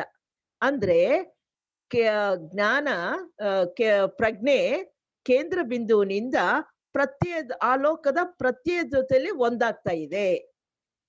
ಅದನ್ನ ಏನಂತ ಹೇಳ್ತೀವಿ? ಸಂಪ್ರಜ್ಞಾತ ಸಮಾಧಿ ಅಂತ. ಅಂದ್ರೆ ಪ್ರಜ್ಞೆ ಒಂದು ಪ್ರತ್ಯಯ ಜೊತೆಯಲ್ಲಿ, ಆ ವಿಷಯ ಜೊತೆಯಲ್ಲಿ ಸಂಬಂಧ ಇಟ್ಕೊಂಡಾಗ ಅದನ್ನ ಏನಂತೀವಿ? ಅದನ್ನ ಸಂಪ್ರಜ್ಞಾತ ಸಮಾಧಿ. ಅಂದ್ರೆ ಅಲ್ಲಿ ವಿಷಯ ಇದೆ, ಅಲ್ಲಿ ಪ್ರತ್ಯಯ ಇದೆ, ಹೊರಮುಖವಾಗಿ ಹೋಗ್ತಾ ಇದೆ. ಒಂದ್ ಸರ್ಕಲ್ ಹಾಕಿದ್ರೆ ಪ್ರಜ್ಞೆಯ ಕೇಂದ್ರ ಮಧ್ಯಭಾಗ ಓ ಅಂತಂದ್ರೆ, ಈಗ ಪ್ರತ್ಯಯ ಇರೋದು ಆ ಕ್ಷೇತ್ರದಲ್ಲಿ. ಯಾವ ಕ್ಷೇತ್ರ? ಯಾವ ಪ್ರಜ್ಞಾಲೋಕ ಇದೆಯೋ, ರೂಪಲೋಕ ಆಗ್ಬೋದು, ಅರೂಪಲೋಕ ಆಗ್ಬೋದು, ಕಾರಣ ಏನಾದ್ರೂ ಆಗಿರ್ಬೋದು, ಅಲ್ಲಿ ಒಂದು ವಿಷಯ ಇದೆ. ಆ ವಿಷಯದ ಕಡೆ ಹರಿತಾ ಇದೆ, ಬಹಿರ್ಮುಖವಾಗಿದೆ. ಆವಾಗ ಏನಾಗತ್ತೆ? ಈ ರೀತಿ ಹಿಡ್ಕೊಂಡಾಗ ಅದರಲ್ಲಿ ಪೂರ್ಣವಾಗಿ ಧ್ಯಾನ ವಸ್ತುವಿನಲ್ಲಿ ಅದು ಸೇರ್ಕೊಂಡ್ಬಿಡುತ್ತೆ. ಇದನ್ನ ಸಂಪ್ರಜ್ಞಾತ ಸಮಾಧಿ ಅಂತ. ಆ ಪ್ರತ್ಯಯವನ್ನ ತಿಳ್ಕೊಂಡ್ಮೇಲೆ ಅದು ಹೊರಮುಖ ಪ್ರತ್ಯಯದಿಂದ ಬಿಡುಗಡೆ ಆಗತ್ತೆ. ಪ್ರತ್ಯಯದಿಂದ ಬಿಡುಗಡೆ ಆದಾಗ ಆ ಪ್ರಜ್ಞೆ ಕೇಂದ್ರಕ್ಕೆ ಹಿಂದಕ್ಕೆ ಬರುತ್ತೆ. ಇಲ್ಲಿ 2ನೇ ಚಿತ್ರದಲ್ಲಿ ಪ್ರತ್ಯಯ ಇಲ್ಲ, ಪಿ ಅನ್ನೋದು ಇಲ್ಲ. ಅಲ್ಲೇನಾಗತ್ತೆ? ಅಲ್ಲಿ ಪ್ರಜ್ಞೆ ಇದೆ, ಆದ್ರೆ ಪ್ರತ್ಯಯ ಇಲ್ಲ, ಅಂದ್ರೆ ಧ್ಯಾನ ವಸ್ತು ಇಲ್ಲ. ಇದನ್ನ ಅಸಂಪ್ರಜ್ಞಾತ ಸಮಾಧಿ ಅಂತ ಹೇಳ್ತೀವಿ. ಪ್ರಜ್ಞೆ ಇದೆ, ಅಲ್ಲೇನಿಲ್ಲ, ಪ್ರತ್ಯಯ ಇಲ್ಲ, ಧ್ಯಾನ ವಸ್ತು ಇಲ್ಲ. ಧ್ಯಾನ ವಸ್ತುವಿನಿಂದ ಹಿಂದಕ್ಕೆ ಕೇಂದ್ರ ಬಿಂದು ಕಡೆ ಚಲಿಸ್ತಾ ಇದೆ. ನಂತರ ಪುನಃ ಆ ಒಂದು ಲೋಕದಿಂದ ಮತ್ತೊಂದು ಲೋಕಕ್ಕೆ ಅದು ಪ್ರಜ್ಞೆ ಏರಿದಾಗ ಪುನಃ ಏನ್ ಮಾಡುತ್ತೆ, ಬೇರೆ ಲೋಕಕ್ಕೆ ಹೋದಾಗ ಆ ಲೋಕದಲ್ಲಿ ಆ ಒಂದು ಪ್ರತ್ಯಯಕ್ಕೆ ಅಂಟ್ಕೊಳ್ಳುತ್ತೆ. ಪ್ರತ್ಯಯ ಜೊತೆಯಲ್ಲಿ ಬಂದಾಗ ಸಂಪ್ರಜ್ಞಾತ ಸಮಾಧಿ, ಪ್ರತ್ಯಯ ಇಲ್ಲದೆ ಇದ್ದಾಗ ಅಸಂಪ್ರಜ್ಞಾತ ಸಮಾಧಿ ಅಂತಕ್ಕಂಥದ್ದು. ನೆಕ್ಸ್ಟ್ ಆ ಪೂರ್ತಿ ಚಿತ್ರ ತೋರಿಸಿ. ನೆಕ್ಸ್ಟ್ ತೋರಿಸ್ರಪ್ಪ, ಪೂರ್ತಿ ಪೂರ್ತಿ ತೋರಿಸ್ರಿ, ದೊಡ್ಡದು.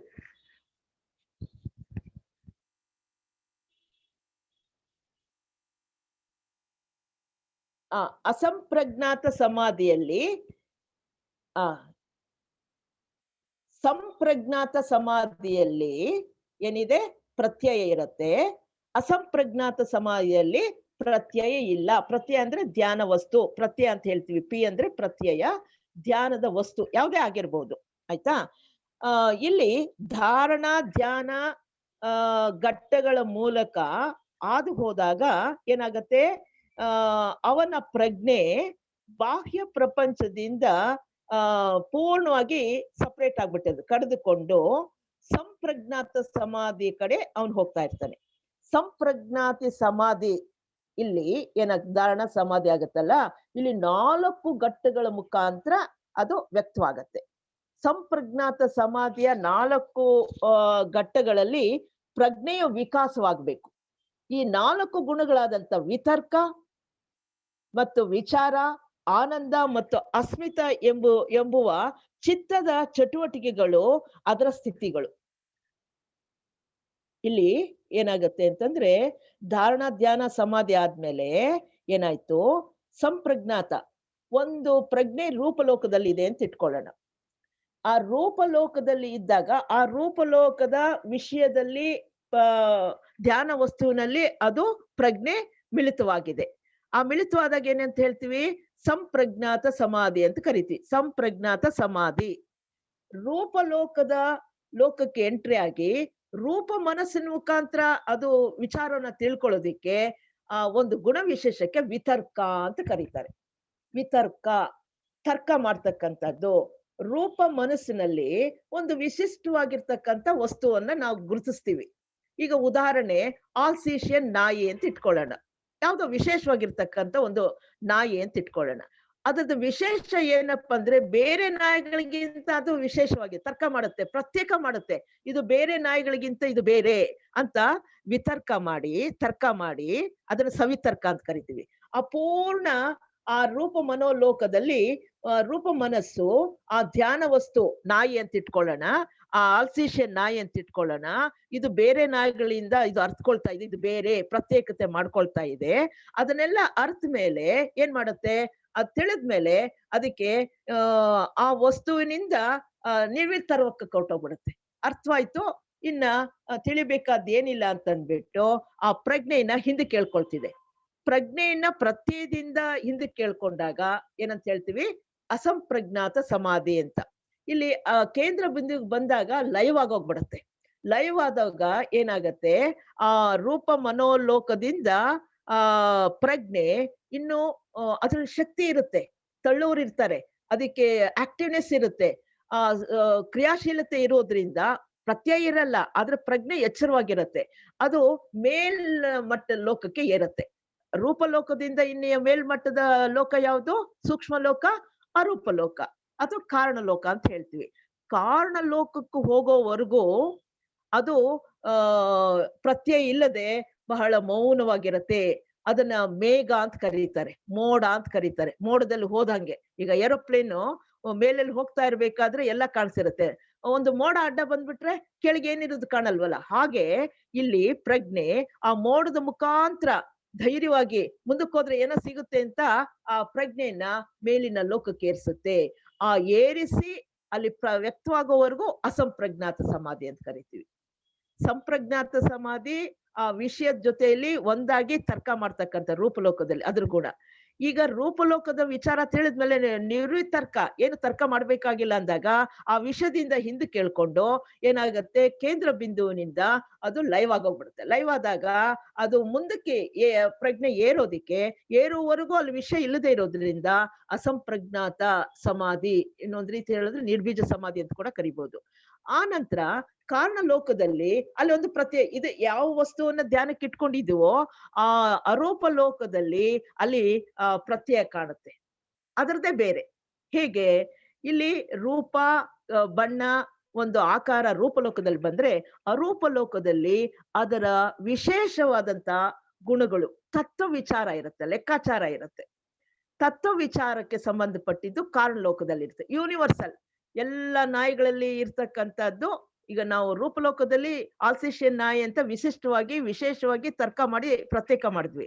ಇಲ್ಲಿ ಏನಾಗತ್ತೆ, ಎಲ್ಲದ್ರಲ್ಲೂ ಇರ್ತಕ್ಕಂಥ ಎಲ್ಲಾ ನಾಯಿಗಳಲ್ಲಿ ಇರ್ತಕ್ಕಂಥ ಗುಣ ವಿಶೇಷವನ್ನ, ತತ್ವವನ್ನ ಮಾತ್ರ ಇಲ್ಲಿ ತಿಳ್ಕೊಳತ್ತೆ. ಇಲ್ಲಿ ನಮಗೆ ಸಂಪ್ರಜ್ಞಾತ ಸಮಾಧದಲ್ಲಿ ವಿಚಾರ ಮಾಡುತ್ತೆ, ತರ್ಕ ಮಾಡಲ್ಲ. ಓ ಇದು ಹೀಗೆ, ಈ ತತ್ವದಿಂದ, ಈ ಪ್ರಿನ್ಸಿಪಲ್ ಇಂದ ಇದು ನಾಯಿ ಅಂತಕ್ಕಂಥ ಎಲ್ಲ ಯೂನಿವರ್ಸಲ್ ಆಗಿ ಹೇಳ್ತಕ್ಕಂಥದ್ದು. ಈ ರೀತಿ ವಿಚಾರ ಮಾಡ್ತಾ ಮಾಡ್ತಾ ನಿರ್ವಿಚಾರಕ್ಕೆ ಬಂದ್ಬಿಡುತ್ತೆ, ಏನು ತಿಳ್ಕೊಳ್ಬೇಕಾಗಿಲ್ಲ ಅಂದಾಗ ಮತ್ತೆ ಲೈವ್ ಆಗೋಗ್ಬಿಡುತ್ತೆ. ಎಲ್ಲಿ ಆ ಕೇಂದ್ರ ಬಿಂದುಕ್ಕೆ ಹಿಂದಕ್ಕೆ ಇಳಿಯುತ್ತೆ ಪ್ರತ್ಯಯದಿಂದ. ಅದನ್ನ ಅಸಂಪ್ರಜ್ಞಾತ ಸಮಾಧಿ ಅಂತ ಕರಿತೀವಿ. ಅಸಂಪ್ರಜ್ಞಾತ ಸಮಾಧಿ ಎಲ್ಲಿ ಕಾರಣ ಲೋಕದಲ್ಲಿ ಲೈವ್ ಆಗಿದ್ದು ಮತ್ತೆ ಬುದ್ಧಿ ಲೋಕದಲ್ಲಿ ವ್ಯಕ್ತವಾಗತ್ತೆ. ನೋಡಿ, ಇಲ್ಲಿ ಬಹಳ ಮುಖ್ಯವಾದದ್ದು, ಮನಸ್ಸಿರೋವರೆಗೂ ಮೇಧಾಶಕ್ತಿ ಇರತ್ತೆ. ಯಾವಾಗ ಈ ಕಾರಣ ಲೋಕದಿಂದ ಬುದ್ಧಿಮಟ್ಟಕ್ಕೆ ಬರುತ್ತೋ, ಮೇಧಾಶಕ್ತಿ ಲೈವ್ ಆಗಿ ಈಗ ಬುದ್ಧಿಶಕ್ತಿ ಬೆಳಕಿನಲ್ಲಿ ಆ ವಸ್ತುವನ್ನ, ಆ ಪ್ರತ್ಯಯವನ್ನ ನೋಡುತ್ತೆ. ಇಲ್ಲಿ ಏನ್ ಹೇಳ್ತೀವಿ, ಆನಂದ ಉಂಟಾಗತ್ತೆ, ಏಕತೆ ತತ್ವ ಇದೆ. ಕಾರಣ ಲೋಕದಲ್ಲಿ ತತ್ವ ಇರುತ್ತೆ, ಆದ್ರೆ ಬುದ್ಧಿಲೋಕದ ಪ್ರಜ್ಞೆಗೆ ಏರಿದಾಗ ಅಲ್ಲಿ ಏನಾಗತ್ತೆ, ಆನಂದ ಉಂಟಾಗತ್ತೆ. ಎಲ್ಲನೂ ಒಂದೇ. ಆ ಜೀವರಾಶಿಗಳೆಲ್ಲ ಏನ್ ನೋಡ್ತಿದೀವೋ ನಾವು, ವಿಶೇಷವಾದ ನಾಯಿ ಇರ್ತಕ್ಕಂಥ ಸತ್ವ ಒಂದೇ, ಬೇರೆ ಪ್ರಾಣಿಯ ಸತ್ವ ಒಂದೇ, ಎಲ್ಲಾ ಪ್ರಾಣಿಗಳು ಒಂದೇ ಅಂತಕ್ಕಂಥ ಆನಂದ ಉಂಟಾಗತ್ತೆ. ಬುದ್ಧಿ ಲೋಕದಲ್ಲಿ ಏಕತೆಯ ಅಂತ ಅನುಭವ ಉಂಟಾಗತ್ತೆ. ಇಲ್ಲಿ ಸಮಾಧಿ ಸ್ಥಿತಿಯಲ್ಲಿ ಈ ರೀತಿ ಅರಿವು ಮೂಡ್ತಾ ಇರತ್ತೆ. ಇದು ಆದ್ಮೇಲೆ ಪುನಃ ಆ ವಿಷಯದಿಂದ ಎಳ್ಕೊಂಡು ಅಸಂಪ್ರಜ್ಞಾತ ಸಮಾಧಿಗೆ ಹೋಗುತ್ತೆ. ಅಂದ್ರೆ ವಿಷಯನ ಬಿಟ್ಟು, ಪ್ರತ್ಯಯನ ಬಿಟ್ಟು ಅದು ಬುದ್ಧಿಲೋಕದ ಕೇಂದ್ರ ಬಿಂದುವಿನಲ್ಲಿ ಲೈವ್ ಆದಾಗ ಮತ್ತೆ ಅಸಂಪ್ರಜ್ಞಾತ ಸಮಾಧಿಯಿಂದ ಇನ್ನೊಂದು ಲೋಕಕ್ಕೆ ಏರುತ್ತೆ, ಸೂಕ್ಷ್ಮ ಲೋಕ. ಯಾವ್ದದು? ಆತ್ಮಲೋಕಕ್ಕೆ ಇರುತ್ತೆ.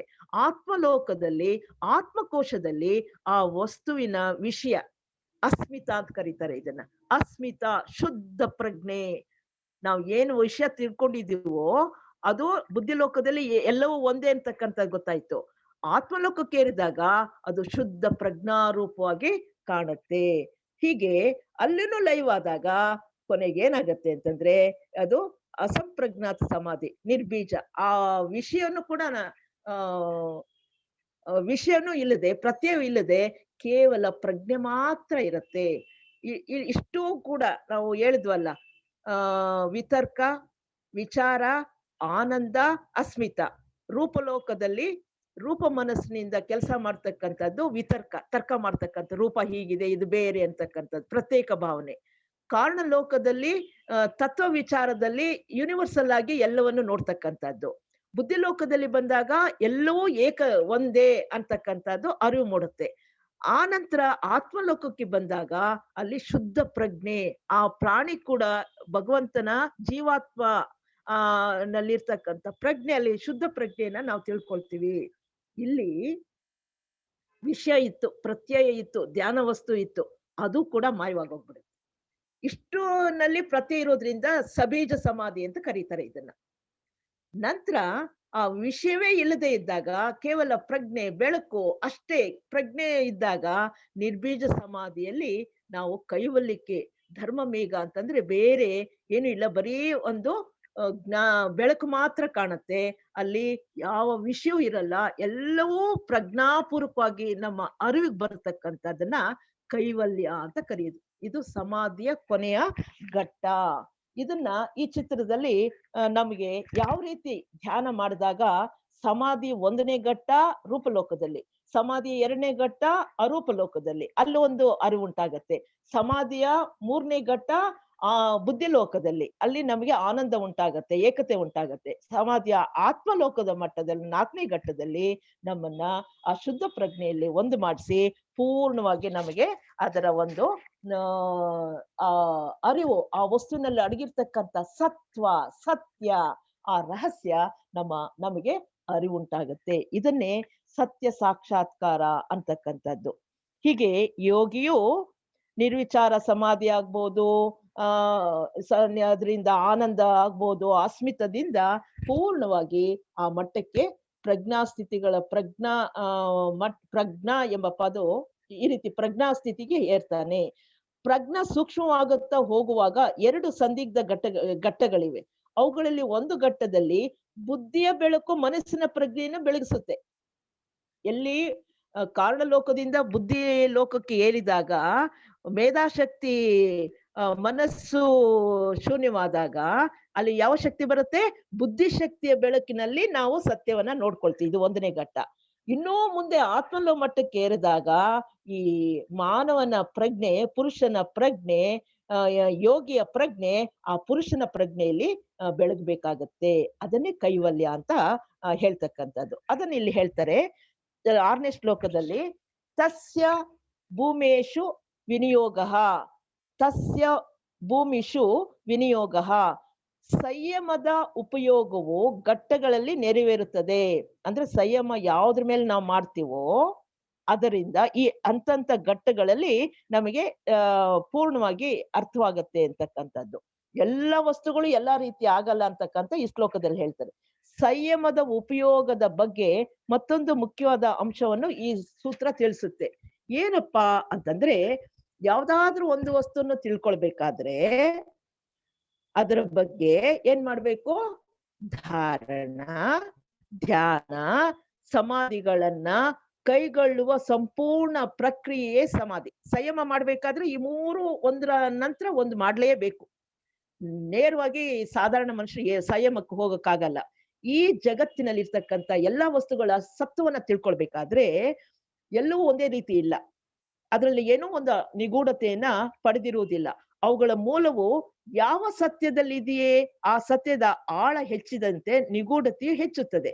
ಪ್ರತಿಯೊಂದು ಆ ವಸ್ತುಗೂ ಅದರ ಬೆಳವಣಿಗೆಯ ಮೇಲೆ, ಪ್ರಜ್ಞೆಯ ಬೆಳವಣಿಗೆ ಮೇಲೆ ಅದರ ನಿಗೂಢತೆ ಹೆಚ್ಚಾಗ್ತಾ ಹೋಗಿರುತ್ತೆ. ಅದನ್ನ ಇಲ್ಲಿ ಹೇಳ್ತಾರೆ. ಒಂದು ಕಲ್ಲು ತಗೊಳ್ಳೋಣ, ಒಂದು ಗುಲಾಬಿ ಹೂ ತಗೊಳ್ಳೋಣ, ಒಂದು ಪ್ರಾಣಿ ಅಥವಾ ಒಂದು ಮನುಷ್ಯ, ಇಷ್ಟು ತಗೊಳ್ಳೋಣ. ಇವೆಲ್ಲನೂ ಬಾಹ್ಯದಲ್ಲಿ ಸ್ಥೂಲ ಲೋಕದಲ್ಲಿ ಹೇಗಿರುತ್ತೆ? ಒಂದೇ ತರ ಕಾಣುತ್ತೆ, ಅಷ್ಟೇನು ವ್ಯತ್ಯಾಸ ಕಾಣಲ್ಲ. ಆದ್ರೆ ಹೊರಗಿನ ರೂಪದಲ್ಲಿ ಏನು ವ್ಯತ್ಯಾಸ ಇಲ್ಲ, ಭೌತಿಕವಾಗಿ ಅದರದ್ದು ರೂಪ ಅದಿರುತ್ತೆ. ಆದರೆ ಅವುಗಳಲ್ಲಿ ಅಡಗಿರುವ ರಹಸ್ಯವನ್ನ ಕಂಡುಹಿಡಿಯುವುದಕ್ಕಾಗಿ ಹೊರ ರೂಪದಿಂದ ನಾವು ಏನ್ ಕಾಣ್ತಾ ಇದ್ದೀವೋ, ಮಾನಸಿಕವಾಗಿ ಭೌತಿಕವಾಗಿ ಏನ್ ನೋಡ್ತೀವೋ, ಹೊರಗಡೆ ಕಾಣೋದು ಹೊರ ರೂಪ ಅಂತ ಆಗ್ಲೇ ಹೇಳಿದ್ವಲ್ಲ, ಅದರ ಒಳಕ್ಕೆ ಇಳಿದಾಗ ಅವುಗಳ ಮಧ್ಯೆ ಎಷ್ಟೊಂದು ಅಗಾಧವಾದ ವ್ಯತ್ಯಾಸವಿದೆ ಅನ್ನೋದು ಗೊತ್ತಾಗತ್ತೆ. ಇವು 3 ವಸ್ತುಗಳು, ಇಲ್ಲಿ ನಾವು 3 ವಸ್ತುಗಳು ತಗೊಂಡಿದ್ವಿ. ಯಾವುದು? ಕಲ್ಲು, ಒಂದು ಹೂವು ಮತ್ತು ಪ್ರಾಣಿ, ಮನುಷ್ಯ ಅಂತ ಇಟ್ಕೊಳ್ಳೋಣ. ಇವುಗಳಲ್ಲಿ ಆಂತರಿಕವಾಗಿ ಹೋದ್ರೆ ವ್ಯತ್ಯಾಸ ಇದೆ, ಬಾಹ್ಯ ನೋಡಿದ್ರೆ ಭೌತಿಕವಾದಂತ ರೂಪ ಇದೆ. ಇದನ್ನ ನೋಡ್ರಿ, ಒಂದು ಗುಲಾಬಿ ಹೂವನ್ನ ನೋಡಿದಾಗ, ನಾನು ಗುಲಾಬಿ ಹೂವನ್ನ ನೋಡಿದಾಗ ಏನಾಗತ್ತೆ? ನಮ್ಮ ಆಲೋಚನೆಗಳು, ಭಾವನೆಗಳು ಉದ್ಭವ ಆಗತ್ತೆ. ಒಂದು ಗುಲಾಬಿ ಎಷ್ಟು ಚೆನ್ನಾಗಿದೆ, ಎಷ್ಟು ಸುವಾಸನೆ ಭರಿತವಾಗಿದೆ, ಮೃದುವಾಗಿದೆ, ಬಣ್ಣ ಚೆನ್ನಾಗಿದೆ ಅನ್ಸುತ್ತೆ. ಅದೇ ಕಲ್ಲನ್ನು ನೋಡಿದಾಗ ಆಲೋಚನೆ ಬರೋದಿಲ್ಲ. ಅಂದ್ರೆ ಕಲ್ಲಿನ ಅದು ವಸ್ತುನೇ, ಹೂವುನು ವಸ್ತುನೇ. ಆದ್ರೆ ನಮಗೆ ಕಲ್ಲಿನ ನೋಡಿದಾಗ ಯಾವ ಆಲೋಚನೆಗಳು, ಭಾವನೆ, ಇದೊಂದು ಕಲ್ಲು, ಇದೇನೋ ಮೆಟ್ಲಿಗೆ ಹಾಕ್ಬೋದು ಅನ್ಕೊಳ್ತೀವಿ. ಆದ್ರೆ ಹೂವನ್ನ ನೋಡಿದಾಗ ದೇವರಿಗೆ ಮುಡಿಸ್ಬೋದು, ನಾವು ಮುಡ್ಕೊಳ್ಬಹುದು, ಪರಿಮಳ ಕೊಡುತ್ತೆ, ಎಷ್ಟು ಮೃದುವಾಗಿದೆ, ಎಷ್ಟು ಸುಂದರವಾಗಿದೆ ಅಂತಕ್ಕಂಥ ಆಲೋಚನೆಗಳು, ಭಾವನೆಗಳು ವ್ಯಕ್ತವಾಗತ್ತೆ. ಇನ್ನು ಮನುಷ್ಯನ್ ನೋಡಿದ್ರೆ, ಆ ಮನುಷ್ಯನ ನೋಡಿದಾಗ ಎಂತ ಮೇಧಾವಂತ, ಎಷ್ಟು ಬುದ್ಧಿವಂತ, ಎಷ್ಟು ಚಾಣಕ್ಯತನ ಇದೆ, ಇದನ್ನೆಲ್ಲನೂ ಅರ್ಥವಾಗುತ್ತೆ. ಆದ್ರೆ ಇವೆಲ್ಲ ಇವುಗಳೆಲ್ಲ ವ್ಯತ್ಯಾಸಗಳು ಯಾತಕ್ಕಪ್ಪ ಆಗ್ತಾ ಇದೆ ಅಂದ್ರೆ, ಒಂದು ಕಲ್ಲಿಗಿಂತ ಗುಲಾಬಿ ಹೂವು ಯಾಕೆ ಇಷ್ಟು ನಿಗೂಢವಾಗಿದೆ? ಕಲ್ಲು ನೋಡಿದಾಗ ಭಾವನೆಗಳು ಬರ್ಲಿಲ್ಲ. ಅದೇ ಮನುಷ್ಯನ್ ನೋಡಿದಾಗ ಹೂಗಿಂತ ಇನ್ನೂ ಉತ್ತಮವಾದಂತ ಭಾವನೆಗಳು, ಅದ್ರ ಸದ್ಭಾವನೆಗಳೆಲ್ಲ ಉಂಟಾಗತ್ತೆ. ಈ ವ್ಯತ್ಯಾಸಕ್ಕೆ ಏನಪ್ಪಾ ಕಾರಣ ಅಂತಂದ್ರೆ, ಅದ್ ಕಳ್ಕೊಳ್ಬೇಕಾದ್ರೆ ಇದನ್ನ ತಿಳ್ಕೊಳ್ಬೇಕು ಅಂತ ಹೇಳ್ತಾರೆ. ಏನಪ್ಪಾ ಅಂದ್ರೆ, ಮಾನಸಿಕ ವಸ್ತುವಿನ ಹೊರರೂಪವು ಅದು ಮಾತ್ರ ನಾವು ನೋಡ್ತಾ ಇದ್ವಿ.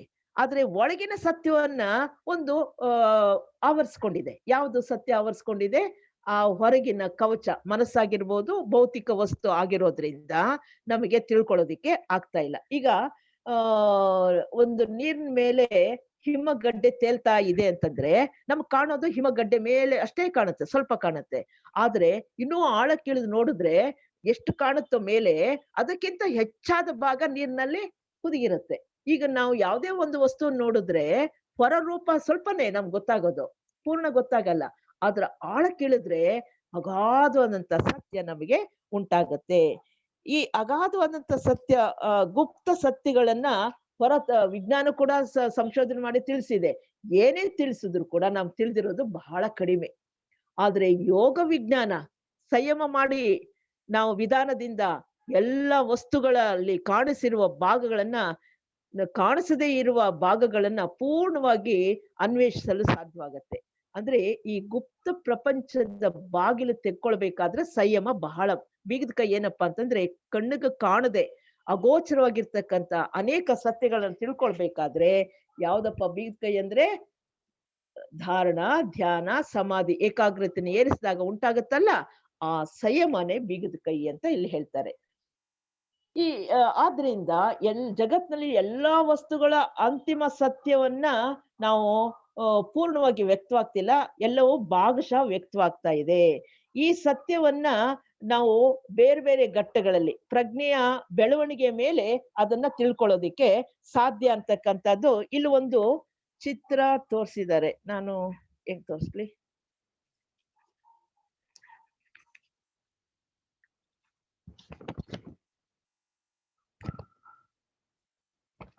ಚಿತ್ರ ಕಾಣುತ್ತಾ?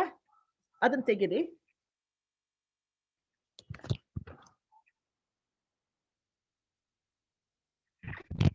ಕಾಣ್ಲಿಕ್ಕಿಲ್ಲ. ಇಲ್ಲೊಂದು ಸರ್ಕಲ್ ಇದೆ. ಸ್ವಲ್ಪ ಹಿಂದೆ ತಗೊಂಡು ಸ್ಟ್ರೈಟ್ ಮಾಡಬೇಕು. ಈಗ ಕಾಣುತ್ತಾ? ದೊಡ್ಡದು ಮಾಡ್ಬೇಕಲ್ಲ. ಕಾಣುತ್ತಾ? ಕಾಣುತ್ತೆ. ಇಲ್ಲಿ ಸಣ್ಣ ಸರ್ಕಲ್ ಇದೆ, ಮಧ್ಯದಲ್ಲಿ ಒಂದು ಕೇಂದ್ರ ಬಿಂದು ಓ ಅಂತಿದೆ. ಆಮೇಲೆ ವರ್ತುಲಾಕಾರದಲ್ಲಿ ಅನೇಕ ಪದರಗಳಿದೆ. ನಾನು ಕಲ್ಲು ಅಂತ ಇಲ್ಲಿ ಒಂದು ಬರೆದಿದ್ದೀನಿ. ಅದರ ಮೂಲ ಸ್ಥೂಲ ಲೋಕದಲ್ಲಿ ಮಾತ್ರ ಇದೆ. ಸಸ್ಯ ಅಂತ ಬರ್ದಿದ್ದೀನಿ, ಅದರ ಮೂಲ ಕಾಮಲೋಕದಲ್ಲಿದೆ. ಪ್ರಾಣಿ ಅಂತ ಬರ್ದಿದ್ದೀನಿ, ಮನೋಲೋಕದಲ್ಲಿದೆ. ಸಾಮಾನ್ಯ ಮನುಷ್ಯನ ಪ್ರಜ್ಞೆ ಕಾರಣ ಲೋಕದಲ್ಲಿದೆ. ಇನ್ನು ಜೀವನ್ಮುಕ್ತನ ಪ್ರಜ್ಞೆ ಈ ಕೇಂದ್ರ ಶುದ್ಧ ಪ್ರಜ್ಞೆಯಲ್ಲಿ ಇದೆ. ಅಂದ್ರೆ ಯಾರ್ಯಾರು ಎಷ್ಟೆಷ್ಟು ಪ್ರಜ್ಞೆಯನ್ನ ಬೆಳೆಸ್ಕೊಂಡಿದಾರೋ, ಈಗ ಕಲ್ಲು ಭೌತಿಕವಾಗಿದೆ, ಅದರಲ್ಲಿ ಯಾವ ಭಾವನೆಗಳು ವ್ಯಕ್ತವಾಗೋದಿಲ್ಲ, ಕೇವಲ ಭೌತಿಕ ಮಟ್ಟದಲ್ಲಿ ಮಾತ್ರ ಅದರ ಮೂಲ ಇದೆ. ಅದು ಪ್ರಜ್ಞೆ ವಿಕಾಸವಾದಾಗ ಮಾತ್ರ ಆ ಮೂಲ ಕೇಂದ್ರ ಬಿಂದುಗೆ ಹೋಗ್ಲಿಕ್ಕೆ ಅದು ಸಾಧ್ಯವಾಗತ್ತೆ. 4 ವೃತ್ತಗಳು ಒಂದರೊಳಗಿದೆ. ಈ ಎಲ್ಲಾ ವೃತ್ತಗಳಿಗೂ ಓ ಎಂಬ ಬಿಂದುವೇ ಕೇಂದ್ರ. ಈ ಕೇಂದ್ರವು ಅಂತಿಮ ಸತ್ಯವನ್ನ ತುಳಿಸುತ್ತೆ. ಅದು 0 ಅಂತಕ್ಕಂಥದ್ದು ಕೇಂದ್ರ ಬಿಂದು, ಸತ್ಯದ ಒಂದು ಜಾಗ. ವೃತ್ತಗಳ ವಿವಿಧ ಲೋಕಗಳನ್ನ ಪ್ರತಿನಿಧಿಸುತ್ತದೆ. ಆ ಸರ್ಕಲ್ಸ್ ಇದೆಯಲ್ಲ, ಹೊರಗಿನ ಸರ್ಕಲ್ ಸ್ಥೂಲ ಲೋಕ, ಅದ್ರ ಒಳಗಡೆ ಇರ್ತಕ್ಕಂಥದ್ದು ಕಾಮಲೋಕ, ಅದ್ರ ಒಳಗಡೆ ಇರ್ತಕ್ಕಂಥ ಮನೋಲೋಕ, ಹೀಗೆ ಸೂಕ್ಷ್ಮ ಲೋಕಗಳನ್ನ ನಾವು ಕಾಣಬಹುದು. ಎ ಬಿ ಸಿ ಡಿ ಎಂಬ ವಸ್ತುಗಳನ್ನ ಹೊರವೃತ್ತದ ಆಯಾ ಪರದಿ ಭಾಗಗಳು ಪ್ರತಿನಿಧಿಸುತ್ತದೆ. ಈ ವಸ್ತುಗಳ ಮೂಲ ಅಥವಾ ಬೇರು ಇಲ್ಲಿ ನೋಡ್ರಿ, ಇಲ್ಲಿ ಕಾಣುತ್ತೆ. ಓ ಅಂತಕ್ಕಂಥದ್ದು ಸತ್ಯದ ಬಿಂದು. ಆದ್ರೆ ವಸ್ತುಗಳು ಎ ಅಂತಕ್ಕಂಥದ್ದು ಇಲ್ಲಿ ಖನಿಜ ಅಂತ ತಗೊಂಡಿದ್ದೀನಿ, ಬಿ ಅನ್ನೋದು ಸಸ್ಯ ತಗೊಂಡಿದ್ದೀನಿ, ಸಿ ಅಂತಕ್ಕಂಥದ್ದು ಒಂದು ಪ್ರಾಣಿ ತಗೊಂಡಿದ್ದೀನಿ, ಡಿ ಇ ಅಂತಕ್ಕಂಥದ್ದು ಸಾಧಾರಣ ಮನುಷ್ಯ, ಜೀವನ್ಮುಕ್ತ. ಇವರ ಪ್ರಜ್ಞಾ ಹಂತಗಳು ಎಲ್ಲವರೆಗಿದೆ? ಈ ಕೇಂದ್ರದ ಸದ್ಯ ಇಲ್ಲಿರ್ತಕ್ಕಂಥ ಪ್ರಜ್ಞಾ ಕೇಂದ್ರ ಸತ್ಯ ಸ್ವರೂಪ ಇದು ಓ ಅಂತಕ್ಕಂಥದ್ದು ಮುಖ್ಯವಾಗಿ ಅಂತಿಮ ಸತ್ಯವನ್ನ ತೋರಿಸ್ತಕ್ಕಂಥ. ಅಂತಿಮ ಸತ್ಯ ನಾವು ಖನಿಜಗಳಲ್ಲಿ ನೋಡಕ್ಕಾಗಲ್ಲ. ಅದರದ್ದು ಕೇಂದ್ರ ಎಲ್ಲಿದೆ ಅಂತಂದ್ರೆ ಸ್ಥೂಲ ಲೋಕದಲ್ಲಿ ಮಾತ್ರ ಇರ್ತಕ್ಕಂಥದ್ದು. ಈ ಇಲ್ಲಿ ನೋಡ್ರಿ, ಇಲ್ಲೇನಾಯ್ತು, ಖನಿಜ ಸ್ಥೂಲ ಲೋಕದಲ್ಲಿ ಮಾತ್ರ ಅದರ ಮೂಲ ಇದೆ, ಅದಿನ್ನೂ ಬೆಳವಣಿಗೆ ಪ್ರಜ್ಞೆ ವಿಕಾಸವಾಗಿಲ್ಲ. ಅದೇ ಸಸ್ಯಗಳಲ್ಲಿ ಭಾವನೆಗಳು ಕಾಮಲೋಕದವರು, ಅದ್ರ ಕಾಮಲೋಕದಲ್ಲಿ ಅದ್ರ ಮೂಲ ಇದೆ. ಆದ್ರೆ ಪ್ರಾಣಿ ತಗೊಂಡ್ರೆ ಇನ್ನು ಮನಸ್ಸು ಕೂಡ ಅದ್ರಲ್ಲಿ ಬೆಳವಣಿಗೆ ಆಗಿದೆ. ಸಾಧಾರಣ ಮನುಷ್ಯ ಸಾಧಕನಲ್ಲಿ ಅವನ ಹತ್ರಕ್ಕೆ ಹೋಗ್ತಾ ಇದೆ. ಎಲ್ಲಿ ಆ ಸತ್ಯದ ಹತ್ರದಲ್ಲಿ ಇದ್ದಾನೆ ಸಾಧಕ. ಜೀವನ್ಮುಕ್ತ ಪ್ರಜ್ಞೆ ಪೂರ್ಣವಾಗಿ ನೇರವಾಗಿ ಈ ಅಂತಕ್ಕಂಥ ಜೀವನ್ಮುಕ್ತ ಪ್ರಜ್ಞೆಯ ಕೇಂದ್ರ ಅಲ್ಲಿವರೆಗೂ ಹೋಗುತ್ತೆ. ಇದನ್ನೇ ಹೇಳ್ತಕ್ಕಂಥದ್ದು. ಆ ಕಲ್ಲಿನ ಮೂಲ ಹೆಚ್ಚು ಆಳದಲ್ಲಿಲ್ಲ, ಗುಲಾಬಿ ಹೂವಿನ ಮೂಲ ಇದಕ್ಕಿಂತ ಆಳದಲ್ಲಿದೆ. ಏಕೆಂದ್ರೆ ಗುಲಾಬಿ ಹೂವಿಗೆ ಸಾವಯವ ಬೆಳವಣಿಗೆ ಮತ್ತು ವಿನಾಶ ಎರಡೂ ಇದೆ. ಜೊತೆಗೆ ಇದರ ರೂಪ ಮತ್ತು ಒಂದು ಆದರ್ಶ ರೂಪಕ್ಕೆ ಅನುಗುಣವಾಗಿದೆ. ಖನಿಜ ವರ್ಗಕ್ಕಿಂತ ಸಸ್ಯ ವರ್ಗದಲ್ಲಿ ಪ್ರಜ್ಞೆ ಹೆಚ್ಚು ಬೆಳೆದಿರುತ್ತದೆ. ಮಾನವನ ಮತ್ತಷ್ಟು ಮಾನವನದು ಪ್ರಜ್ಞೆ ಇನ್ನೂ ಹೆಚ್ಚು ಆಳ ರೂಪದಲ್ಲಿದೆ. ಬಹಳ ಸಂಕೀರ್ಣವಾಗಿದೆ. ಈ ರೂಪದ ಮೂಲಕ ಆಲೋಚನೆಗಳು, ಭಾವನೆಗಳು, ಪ್ರಜ್ಞೆ ಇತರ ಮುಖಗಳು ಅಭಿವ್ಯಕ್ತವಾಗುತ್ತದೆ. ಇವನ ಮೂಲವು ಗುಲಾಬಿ ಹೂಗಿಂತ ಬಹಳ ಹೆಚ್ಚು ಆಳದಲ್ಲಿದೆ. ಇಲ್ಲಿ ಕಾಣುತ್ತೆ. ಇದು ಸತ್ಯದ ಕೇಂದ್ರ ಬಿಂದು. ಮನುಷ್ಯ ಅಲ್ಲಿವರೆಗೂ ತಲುಪಲಿಕ್ಕೆ ಸಾಧ್ಯ ಅಂದ್ರೆ ಅವನ ಮನಸ್ಸು ಬೆಳೆದಾಗ ಮಾತ್ರ. ಯೋಗ ವಿಜ್ಞಾನದ ಪ್ರಕಾರ ಈ ಮೂಲ ಅಂತಿಮ ಸತ್ಯದ ಕೇಂದ್ರವನ್ನು ಮುಟ್ತಕ್ಕಂಥವರು ಪೂರ್ಣ ಪ್ರಜ್ಞೆ ಬೆಳೆದಿರ್ತಕ್ಕಂಥವರು. ಯಾವಾಗ ಜೀವಾತ್ಮ ಮತ್ತು ಪರಮಾತ್ಮನ ಸ್ವರೂಪ ಒಂದೇ ಆದಾಗ ಮಾತ್ರ, ಜೀವಾತ್ಮ ಪರಮಾತ್ಮನಲ್ಲಿ ಏಕವಾದಾಗ, ನಾವು ಹೇಳಿದ್ವಲ್ಲ ಕೈವಲ್ಯ ಆ ಮಟ್ಟಕ್ಕೆ ಏರಿದಾಗ ಏನಾಗುತ್ತೆ, ಆ ಶುದ್ಧ ಪ್ರಜ್ಞೆಯಲ್ಲಿ ಇದ್ದಾಗ ಸತ್ಯ ಸಾಕ್ಷಾತ್ಕಾರವಾಗುತ್ತೆ. ಸಂಯಮದ ತಂತ್ರವು ಏಕೆ ಬಹಳ ಇದು ಒಂದು ಸಂಕೀರ್ಣವಾದ ವಿಜ್ಞಾನ. ಇದನ್ನು ಘಟ್ಟಘಟ್ಟವಾಗಿ ವಶಪಡಿಸ್ಕೊಳ್ಬೇಕು ಸಂಯಮವನ್ನ ಎಂಬ ಸಂಗತಿಯನ್ನ ಆಗ್ಲೇ ತಿಳ್ಕೊಂಡ್ವಿ. ವಸ್ತುಗಳ ಆಂತರಿಕ ಸಂಕೀರ್ಣತೆಗಳಲ್ಲಿ ಅಗಾಧವಾದ ವ್ಯತ್ಯಾಸಗಳು ಎಂಬುದನ್ನು ಗಮನದಲ್ಲಿಟ್ಕೊಳ್ಬೇಕು. ಎಲ್ಲ ವಸ್ತುಗಳು ಒಂದೇ ಇಲ್ಲ. ಯಾಕೆಂದ್ರೆ ಅದರ ಪ್ರಜ್ಞೆ ವಿಕಾಸ ಕಡಿಮೆ ಆದಾಗ ಅದರ ಸಂಕೀರ್ಣತೆ ಕಡಿಮೆ ಇರುತ್ತೆ. ಹೆಚ್ಚು ಬೆಳೆದಷ್ಟು ಅದರ ಪ್ರಜ್ಞೆ ವಿಕಾಸ ಆದಾಗ ಸೂಕ್ಷ್ಮ ಲೋಕದಲ್ಲಿ ವ್ಯವಹಾರ ಮಾಡ್ತಕ್ಕಂಥ ಶಕ್ತಿ ಯಾರಿಗ್ ಬರುತ್ತೋ ಅವರ ಪ್ರಜ್ಞೆ ಹೆಚ್ಚು ಉನ್ನತವಾಗಿ ಹೋಗುತ್ತೆ. ಕೆಲವು ವಸ್ತುಗಳು ಸತ್ಯದ ಹೆಚ್ಚು ಆಳಕ್ಕೆ ಹೋಗುತ್ತದೆ.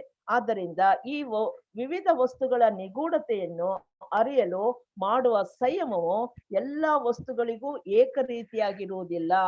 ಆದ್ರಿಂದ ನೀವು ಒಂದು ಪ್ರಾಣಿನ ಸಂಯಮ ಮಾಡಿದಾಗ ಅದರ ಒಂದು ಸತ್ಯವನ್ನ ಒಂದು ಹಂತದಲ್ಲಿ ಅರ್ಥ ಮಾಡ್ಕೊಳ್ತೀವಿ, ಶುದ್ಧ ಅದರ ಸತ್ಯ ಏನು ಅಂತ.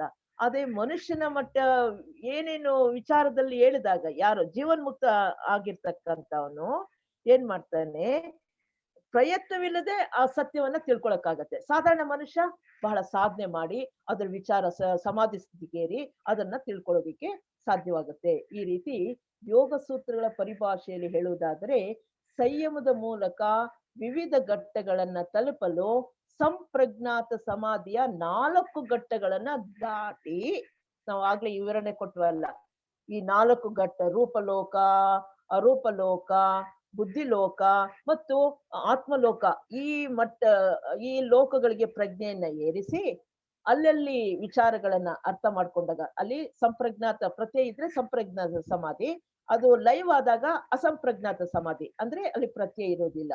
ಇದೆಲ್ಲ ದಾಟಿ ಕೊನೆಗೆ ಏನಾಗ್ಬೇಕು, ಪ್ರತ್ಯಯನೇ ಇರಬಾರ್ದು, ಯಾವ ವಿಷಯವೇ ಇರಬಾರ್ದು, ಕೇವಲ ಆ ಶುದ್ಧ ಪ್ರಜ್ಞೆಯಲ್ಲಿ ಒಂದಾಗಿರುತ್ತೆ.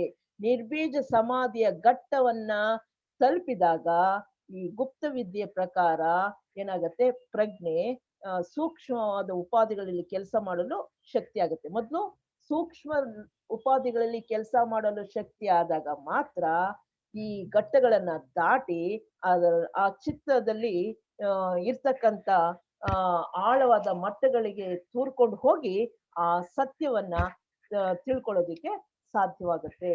ಈ ರೀತಿ ಹಲವಾರು ವಿಷಯಗಳನ್ನ, ಅಂದ್ರೆ ನಾವು ಯಾರ್ಯಾರು ಎಷ್ಟ್ರ ಮಟ್ಟಿಗೆ ಸಾಧನೆ ಮಾಡಿ ಸೂಕ್ಷ್ಮ ಲೋಕಗಳಲ್ಲಿ ವ್ಯವಹಾರ ಮಾಡೋಕ್ ಸಾಧ್ಯವಾಗುತ್ತೋ ಅಂತ ಮಟ್ಟಕ್ಕೆ ಆ ವಸ್ತುಗಳ ಜ್ಞಾನವನ್ನ ತಿಳ್ಕೊಳ್ಳೋದಿಕ್ಕೆ ಸಾಧ್ಯವಾಗುತ್ತೆ. ಆದ್ರಿಂದ ಸಮಾಧಿ ಸ್ಥಿತಿಗೆ ಏರ್ಬೇಕಾದ್ರೆ ಮುಖ್ಯವಾಗಿ ಸೂಕ್ಷ್ಮ ಲೋಕಗಳಲ್ಲಿ ನಾವು ಪ್ರಜ್ಞೆಯನ್ನ ಏರಿಸೋದನ್ನ ಮೊದಲು ಕಲ್ತ್ಕೊಳ್ಬೇಕು. ಕಲ್ತ್ಕೊಂಡಾಗ ಎಲ್ಲ ವಸ್ತುಗಳ ವಿಷಯವನ್ನ ನಾವು ಸಂಯಮ ಮಾಡೋದ್ರಿಂದ ಅದನ್ನ ತಿಳ್ಕೊಳಕ್ ಸಾಧ್ಯ ಅಂತ ಮುಂದಿನ ಶ್ಲೋಕಗಳಲ್ಲಿ ಯಾವ್ದ್ರ ಮೇಲೆ ನೀವು ಸಂಯಮ ಮಾಡಿದ್ರೆ ಎಲ್ಲ ದಿವ್ಯ ದೃಷ್ಟಿ ಬರುತ್ತೆ ಅಂತೀವಲ್ಲ, ಅವೆಲ್ಲ ಕೂಡ ಬರೋದಿಕ್ಕೆ ಸಾಧ್ಯ ಅಂತಕ್ಕಂಥದ್ದು ಈ 6ನೇ ಶ್ಲೋಕದಲ್ಲಿ ವಿವರವಾಗಿ ತಿಳಿಸಿದ್ದಾರೆ. ಇಲ್ಲಿಗೆ ನಾನು ಈ ದಿನದ ವಿಚಾರವನ್ನ ನಿಲ್ಲಿಸ್ತೇನೆ. ಏನಾದ್ರೂ ಪ್ರಶ್ನೆಗಳಿದ್ರೆ ಕೇಳಿ, ನನಗೆ ತಿಳಿದ ಮಟ್ಟಿಗೆ ತಿಳಿಸ್ಲಿಕ್ಕೆ ಪ್ರಯತ್ನ ಪಡ್ತೀನಿ.